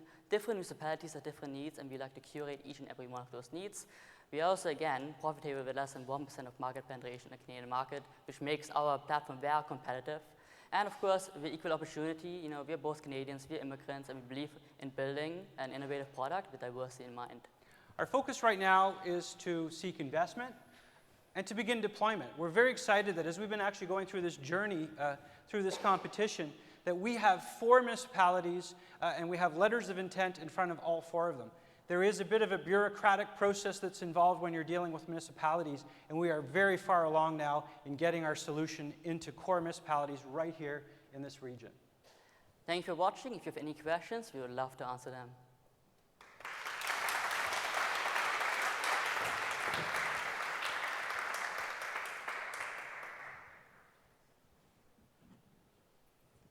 Hi there. It looks impressive. So my first question, though, is how much of that is actually built and how much is slideware? Yeah, so the actual solution is already built. We actually have a couple of small modules that we're tweaking, but we are ready to go to beta today. Every screenshot that you see in this PowerPoint are screenshots from our actual live deployed application. Yeah, and we have been demoing, the demos that we're doing live on an application with the municipalities. And what's your rough timeline from opportunity to actual close? Because selling to government and municipalities is a very long sales cycle and pretty brutal. So how long do you expect it to take to close a deal? Yeah, absolutely. I think what we've seen so far is, so we typically have to come in and do a presentation out of the senior staff, so that's sort of the starting point. And then we get, basically we're looking at roughly 2 to 3 months from the time that we can engage them and get approvals. So part of it is getting in front of council for a presentation, but there are certain cost limits that actually senior management, and this is part of understanding sort of municipal governments too, there are cost limits that for smaller municipalities, they can actually deploy QueryFox without having to go to council because they have the budget approval levels. Usually it's typically about $5,000. So for smaller municipalities, it's actually very simple. So I have a question about the actual product. You said that it's at a beta stage and you've done demos. Can you talk about any user testing or validation you've done with people actually using the product itself? Yeah, so basically with our application, right, we are building up that application over 12 years of different users of different, CRMs, CMSs, and much, much more, right? We have consultants in the US, specifically focused in UI and UX design, right? We have a small group of internal testers that we, provide our, individual, page features or different use case features to, and then we get a feedback too, right? What makes us also competitive is that usually when people develop an application like this, they will have to, touch base with the client to figure out what is everything they need to implement, right? We have Joe. Joe has been a mayor for over 4 years, right? So he actually understands a lot of the ins and outs at a municipal level.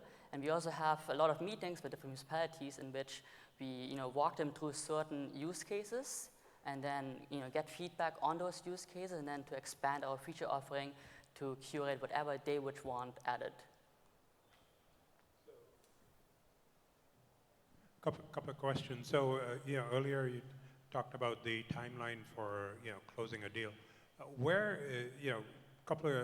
First part is, roughly what is the cost on an annual basis if you have a licensing fee?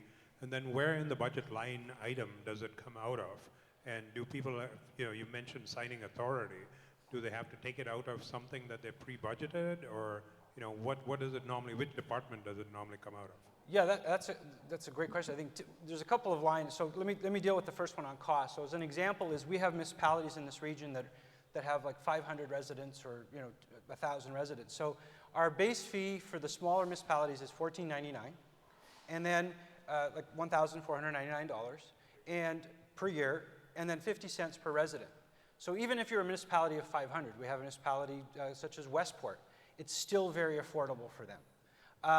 In terms of, I guess, sort of some of the rollout and the costs, what we do is typically we'll come into a municipality, we'll do what we call like a process map, because we need to understand where things are going. Eventually the AI will take over, because there is AI being deployed with this application as well. But initially, the rollout is fairly quick. What's your strategy of getting residents onto the platform and getting them to actually use it? Yeah, so there are two things. I guess there's numerous touch points. So today, people interact through email, and a lot of times if you send an email to a municipality, things get lost. The other thing too, though, is through their website and through the front counter. So every interaction with a municipality, whether it's front counter, website, would be replaced through QueryFox. So QueryFox would be the main portal. So there would be no more web forms. And if somebody does call the municipality, the expectation would be that staff would use QueryFox as the main tool to interact with everybody. Yeah, so QueryFox, the platform itself, right, there's a front-facing component for residents.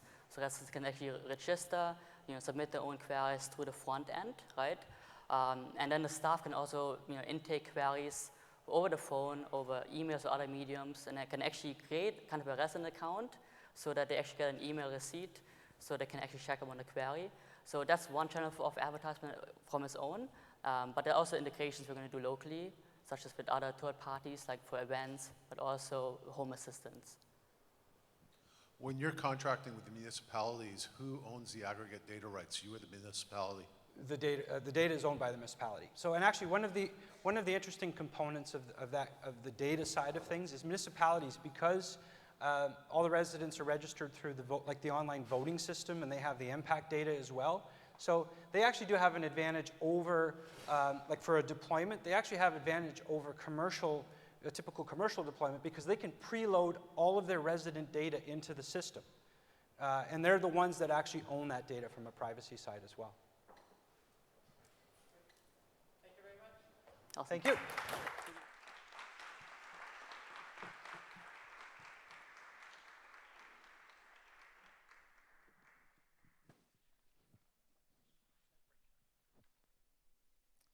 It's my pleasure to invite pitch number 7, Doppel, to the stage, please.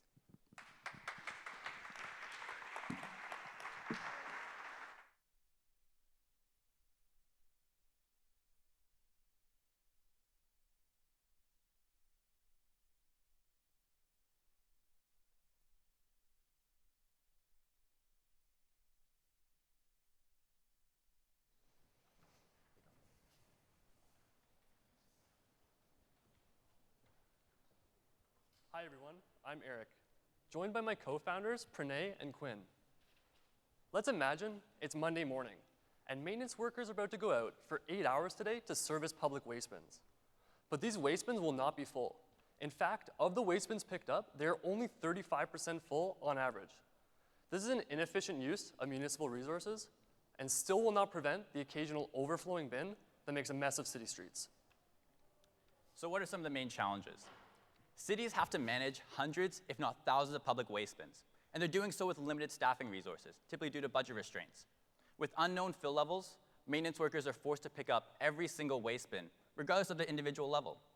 At the end of the day, cities just don't have access to the data and information required to improve the city waste collection operations. And that's where Doppel comes in. We provide city officials an automated waste monitoring solution, enabling smart bin management and optimized vehicle routing. helping cities manage their resources more efficiently. Affectionately called Dopplets, our sensors enable us to measure the amount of content within each waste bin, and are capable of lasting over 10 years on a single battery charge, all while costing us less than $17 to manufacture. Our sensors are discrete, low power, and designed to be retrofitted into majority of existing waste bins in our cities today. So how can a city take advantage of this data and information that we've created? For that, please meet Chad Davis, Head of Public Works at the City of Brockville. Chad goes on to doppel.ca and enters our dashboard, where he has access to a bird's eye view of all the public waste bins in the city. With a click of a button, Chad is able to create an optimized vehicle route, sending his drivers only to the public waste bins, which are over 80% full. Now, later in the afternoon, Chad receives an email, automatically sent from the Doppel platform, notifying him that a single waste bin has exceeded 95%. And after further review, he notices several waste bins nearby quickly filling up, and decides to send another truck out for a second pickup. Not only are we able to improve the efficiency of Chad's day-to-day operations, using our historical charts and personalized reports, we're able to provide data-driven insights that city officials have never had access to before, allowing them to make smarter and greater informed city planning decisions. We understand cities need to mitigate their risk, as well as stick to their annual budget. And that is why Doppel does not charge any upfront installation fees. And this is in order to reduce the barrier to entry, as well as simplify the onboarding process for these cities. For product pricing, Doppel will provide both our sensors as well as access to our platform through an infrastructure as a service model, starting at $9 per sensor per month.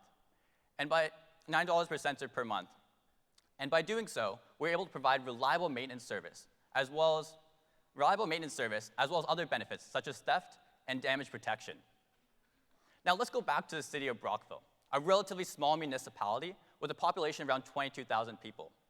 There are over 250 waste bins dispersed all around the city, and it costs them over $150,000 annually to manage their waste collection operations.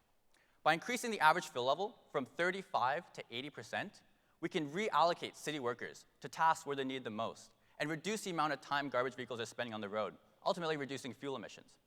At the end of the day, we expect we can save cities like Brockville over $40,000 in cost savings, which makes Doppel a lucrative opportunity for city officials, not just a nice to have.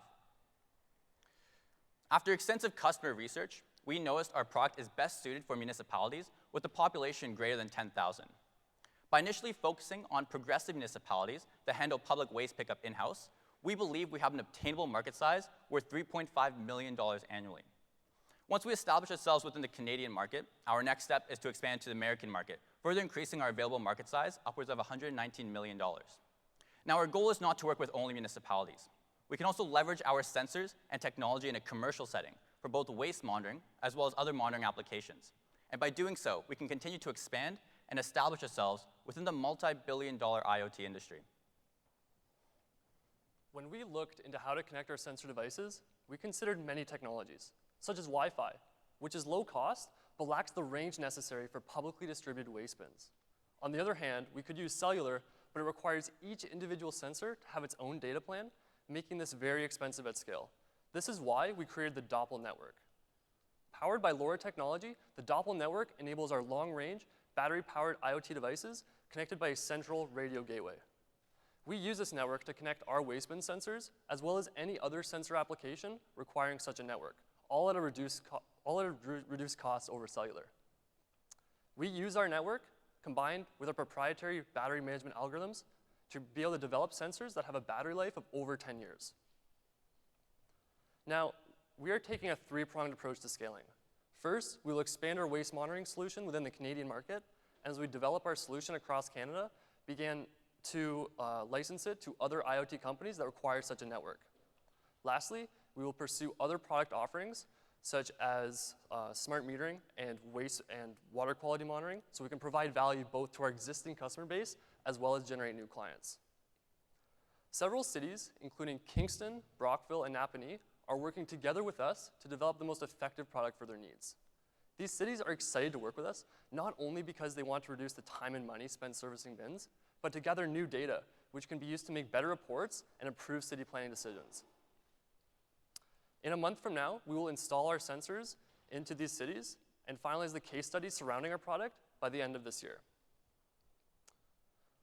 Now, a major future component of our product will be the ability for drivers to have bin-to-bin navigation right in their truck.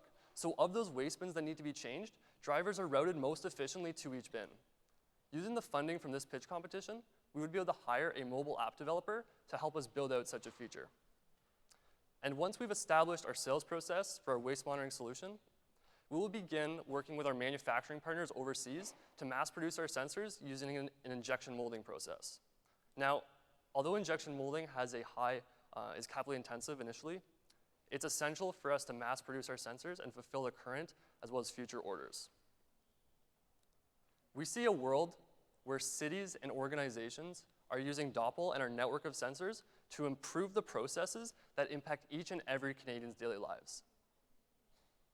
In 4 short months, we have begun working with several municipalities and created a sensor solution that will redefine the way these cities manage their waste operations. With your help, we can build smarter cities together. Thank you.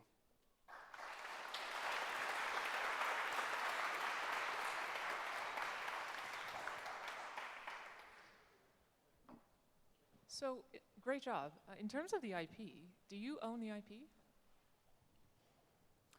So we're looking into patents right now for our battery management algorithm, as well as features related to our dashboard. We're working with a patent, like a patent officer for that.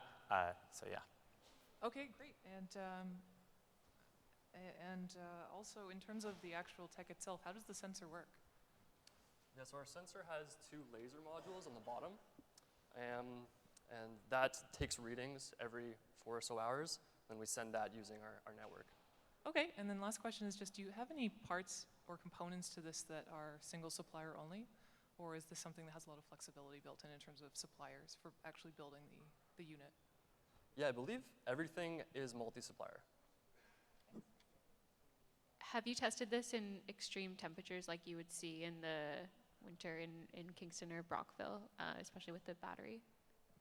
We haven't, but we trust that everything should be good because our batteries are the same ones that's used in common electronics that have been tested in extreme climates.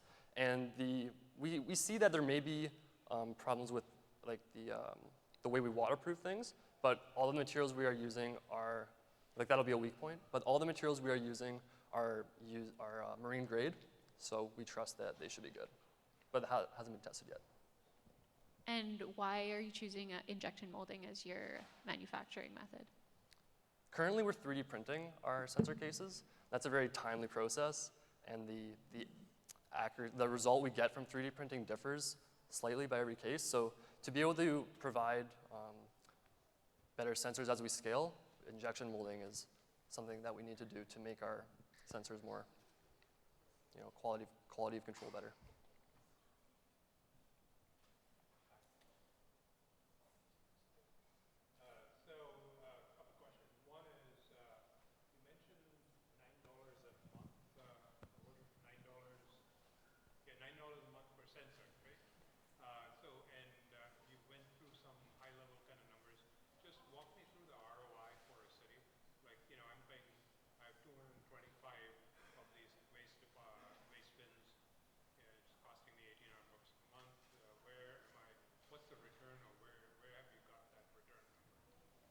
Absolutely. So where most of the expenses come from with waste collection are labor as well as equipment. So equipment encompasses the vehicle maintenance, wear and tear, as well as fuel. And so what we're hoping to do is reduce the amount of time garbage vehicles are spending on the road, and therefore the amount of time staff members need to be on the road as well. And so with our system, we expect by increasing the average fill level from 35 to 80%, we can reduce that time to close to 50%. And so they're only going on the road and picking up bins, which are absolutely essential. And so with our estimates and with our research that we've done, we're taking what's currently right now $150,000, and we predict that we can reduce it down to $106,000. Just a couple quick questions. First of all, why not go after the commercial market once you've piloted this with local government and you see that it works? Why not go right after commercial, which I would think is 10 times your market size? So waste monitoring is not something it's not brand new. We're taking an idea it's been the European market, and waste monitoring has been the commercial market for a little while. But where we found the greatest need was in municipalities. You walk out today in Kingston, and you'll see garbage overflowing all the time, and when you actually see garbage workers pick up garbage bins, they're about 25, 30% full. And so we saw that as a really big need, especially coming into the Quixie program. And so that was something we wanted to solve. One of the concerns that a lot of people bring up is the long sales cycle. And so we almost see that as an opportunity. If we can overcome that sales cycle, we see this as being a great partnership with cities, and then down the road, working with commercial partners. And don't most municipalities, I don't know this, but don't most of them contract out? So how do I get this ROI when actually it's a third-party contract I've set up that picks up my garbage? So we've spoken to about 100 municipalities. About 15% of those municipalities would have contracted out to like Green for Life or Waste Management. A lot of them handle it in-house. And so the cities we're working with, Kingston, Brockville, Napanee, all handle it in-house. And so that's why we're working with them.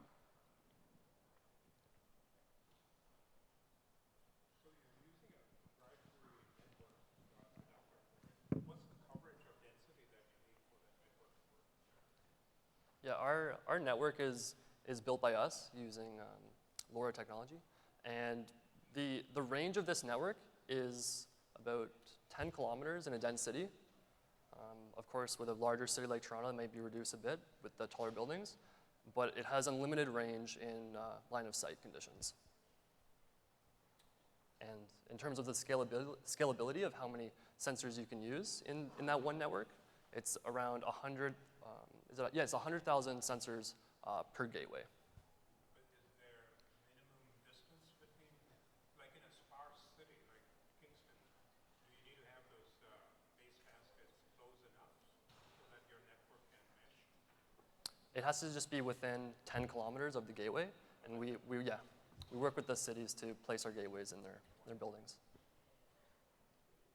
Yeah. Thank you very much. Thank you. Thank you.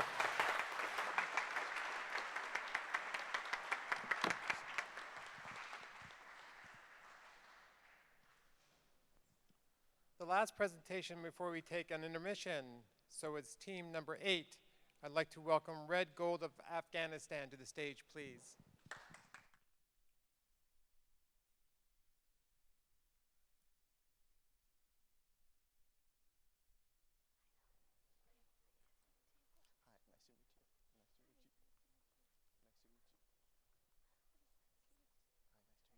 This is an MVP product you guys can all see. Nice to meet you. Hi. Throws a lot of stuff on.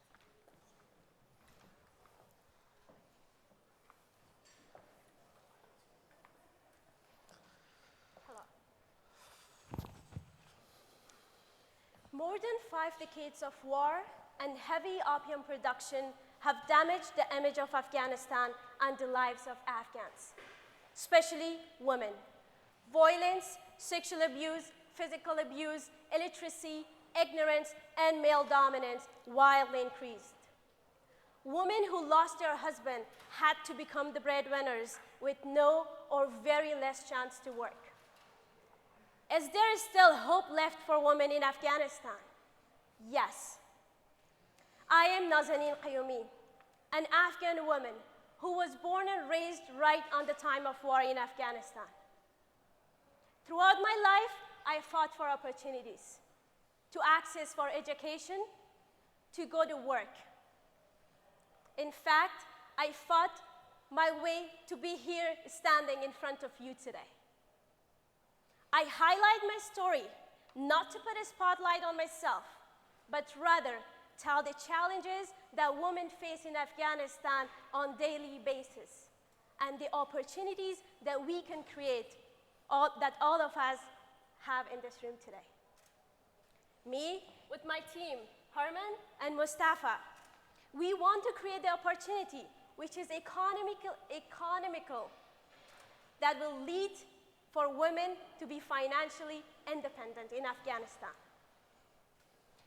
How? Afghanistan is an agricultural country. 13 million of the population rely on agriculture on their livelihoods, which makes 80% of the total population. Approximately 49% of the population are women, and the median age in Afghanistan is 19 years old, compared to Canada, which is 40 years old. So we have an impact on many generations. The soil, climate, and the geography of Afghanistan have made this land a treasure for most of the valuable crops, and one of which is our solution, saffron. Saffron is the world's most expensive spice. It is a competitive alternative to opium, and it has been ranked to give the best harvest in Afghanistan.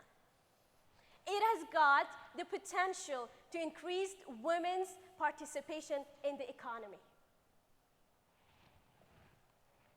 The saffron market is going to reach to $2 billion by 2025. Study shows, and it is due to the scientifically proven health benefits, it is usage in food and drink, and it is cosmetic use and a usage as a non-chemical dye, which has been increased.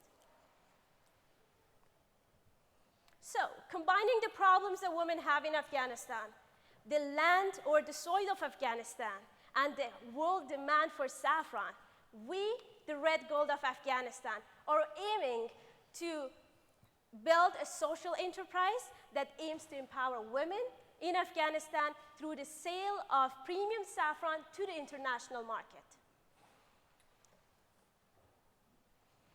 We have a 10-year-long vision. We want to create a supply chain made with Afghan women-led farmers. And we have categorized the first group of women that we will be targeting are the women who has land and who are already producing saffron. But unfortunately, they are being paid very less for their crop, just because they're women.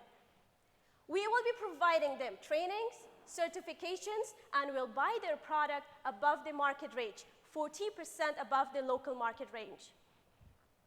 Second will be the women who has got land but no expertise or initial investment. We and the other group of the women, our ultimate goal is to reach to the woman who doesn't have any land and no skills. Women in Afghanistan don't want charity because charity is not sustainable. They want to be included. They want to be part of the economy because charity is not sustainable. Economy is sustainable. So, to make this a sustainable social impact, we should have an attainable business model. Due to saffron's multi-purpose usages, we have multi-channel business model. We will be targeting direct consumers, retailers, and manufacturers. Direct consumers and retailers are the individuals that use saffron who are health conscious, social conscious, and high-income individuals. We will be reaching them through our online presence and in person. However, our goal is to reach the manufacturers who will use raw saffron in their products, such as pharmaceutical companies, cosmetic companies, and tea mixers. The goal is to bring saffron trend, like turmeric and ginger. We are introducing a healthy spice to the world. In our competition, our key competitors are the world is dominated by Iranian and Spanish saffron. However, we beat them on our premium quality and our social cause. On our prices, we are competitive with our closest competitors. And here is... Now, I'll be introducing you to our finances. In the first year, we will be purchasing 5 kg of saffron at $2,000 per kilogram. With shipping, labor, and packaging, our cost per gram is just $4.2. In our second and third year, we will be increasing our quantity, while still our cost will remain just around $4 per gram. As we are able to land premium saffron to Canada, our business model allows us to have multiple pricing strategies while still maintaining healthy profit margins. Our revenue and expenses projections indicate that we will be breaking even by the end of our first year and making profit as early as second year. The operation process in Afghanistan looks something like this. We have already reached out and finalized the women through the help of Ministry of Agriculture in Afghanistan in Herat province and are working with them. We will have our trainings and workshops with the help of Saffron Association for Women in Afghanistan from September until November. The next step will be buying and selling the saffron and certifying it to international markets, which we will start doing from January 2020 and onwards. And that is how we are going to empower the women in Afghanistan. The impact of this mission is really huge. And with this grant, we are going to make the impact, like we're going to reach the impact faster. So our ask for today is $30,000, which will cover our initial operating costs and our training and supply in Afghanistan. We've already finalized the women in Afghanistan, the 8 women who have land and expertise to grow saffron. And they will be leading the next group of women. With disruptive price change, we want to impact the economy on a larger scale, and that is how we want to empower the women. This is Shafika. 15 years ago, she was not cultivating saffron. Today, she has got 20 kilograms of saffron production, and she owns 20 jaribs of land. Because she is working for saffron production. Before, she was not able to travel by herself. Now she is able to travel all over the country and to do the trade shows. Shafika is a leading entrepreneurial example that we want to see in the women in Afghanistan. And luckily, she is the one helping us in leading the 8 women in Afghanistan. You meet my team. We are all from the developing countries. When we understand the challenges and the opportunities that we are talking about. This is our advisory board, experts in both agriculture and business. With your support, we are building a new future for women in Afghanistan. Thank you. Tashakkur. Shukriya. Dhanyavad.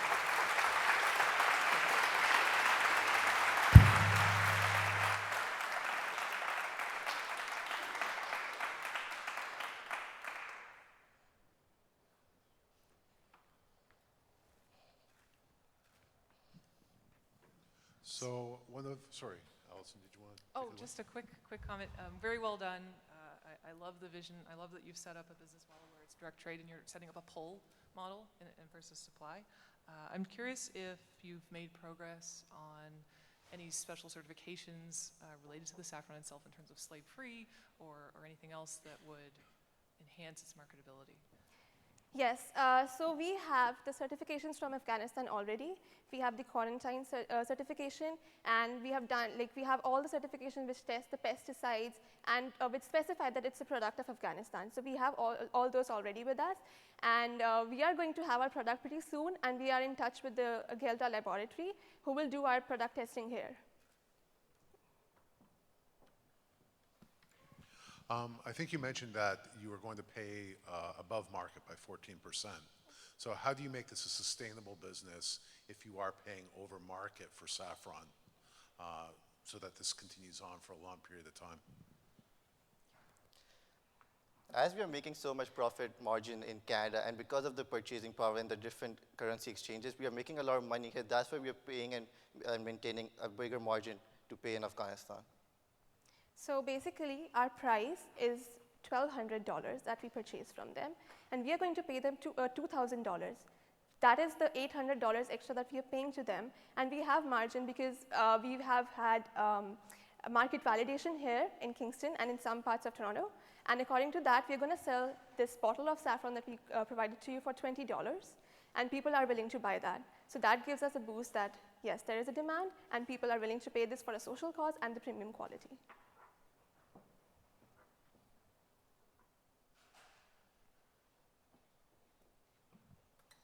So in the cost model that you just explained, have you all built in the entire distribution chain for, when you're in volume, getting it from there, shipping it over here, plus do you have any import duties or coming into Canada, all that kind of adds to that cost, right? Yes, so the cost that we are putting in the finances, we've actually included all the costs. For now, because we will be importing in smaller quantities, if we import in quantities like $100 kgs or above, we will have to pay a lot of duty, and there are a lot of, we'll have to have a broker to get the product, but now we'll only be having it through the shipment agencies, so there is no cost of duties here. There is no tax on saffron. There is only around $200 that we have to pay per kilogram if we order through the shipment agency. So we are in touch with them, and we are having our product soon, so we have already ordered that.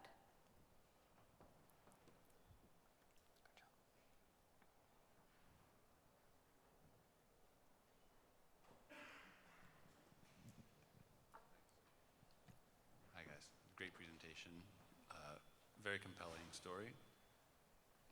I'm interested to learn a little bit more about your ground game in Afghanistan, oriented around supply and risk to supply. And sort of if you're convening women farmers, that's a fairly operationally, logistically intensive undertaking. Can you just paint me a picture of how that's going to work? So as I said in the implementation process, Naz, because she's from Afghanistan, she's going to have a trip in Afghanistan in September. October is usually the harvesting time for the crop. So we are already in touch with our advisor and Shafiqa and many people, the women farmers who have agreed to work with us. We are constantly we are preparing the resources to provide trainings to them at that point of time because it's a one-time harvest crop. So we have to make sure that in that period of 1 month during harvesting, we provide them with enough training so they can produce the premium quality product. So Naz goes there, she'll have trainings and workshops for the women, and she'll be in touch with the 8 women as well as the women who are willing to be a part of this project and work on the fields of those 8 women. That is our 1-year vision, and we'll be in constant touch. Like me and Mustafa will be here. We'll be expanding the market here in international market, and Naz will be there holding the training sessions. Eventually, when she comes back, we will be having training sessions through online, like video, Zoom conferencing and all that. And our short-term impacts not only include saffron, but we want to make sure the money that they make, they should be able to make more shorter-term investments in terms of if they want to, cultivate another crop or to buy machinery, for example, sewing machines to make more handcrafted products. So we want to make sure that the money that they get, it goes towards that as well as the education for their children.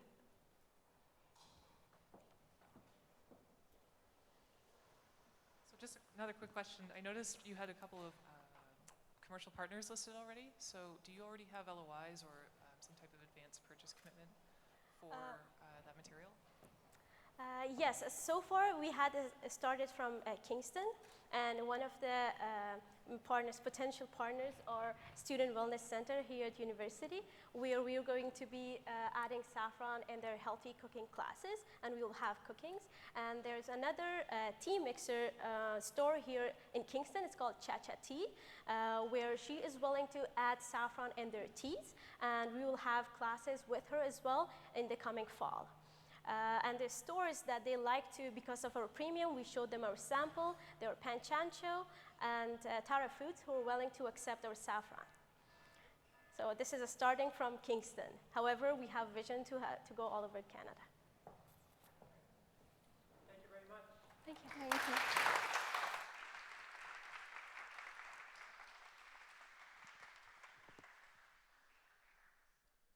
So those are the first 8 teams. So I remind you, for the Wisdom of the Market Award, you can text the corresponding number of your favorite pitch to 226-909-3121 at the end of the competition. Make sure you do it before 7. We're now going to take a brief intermission.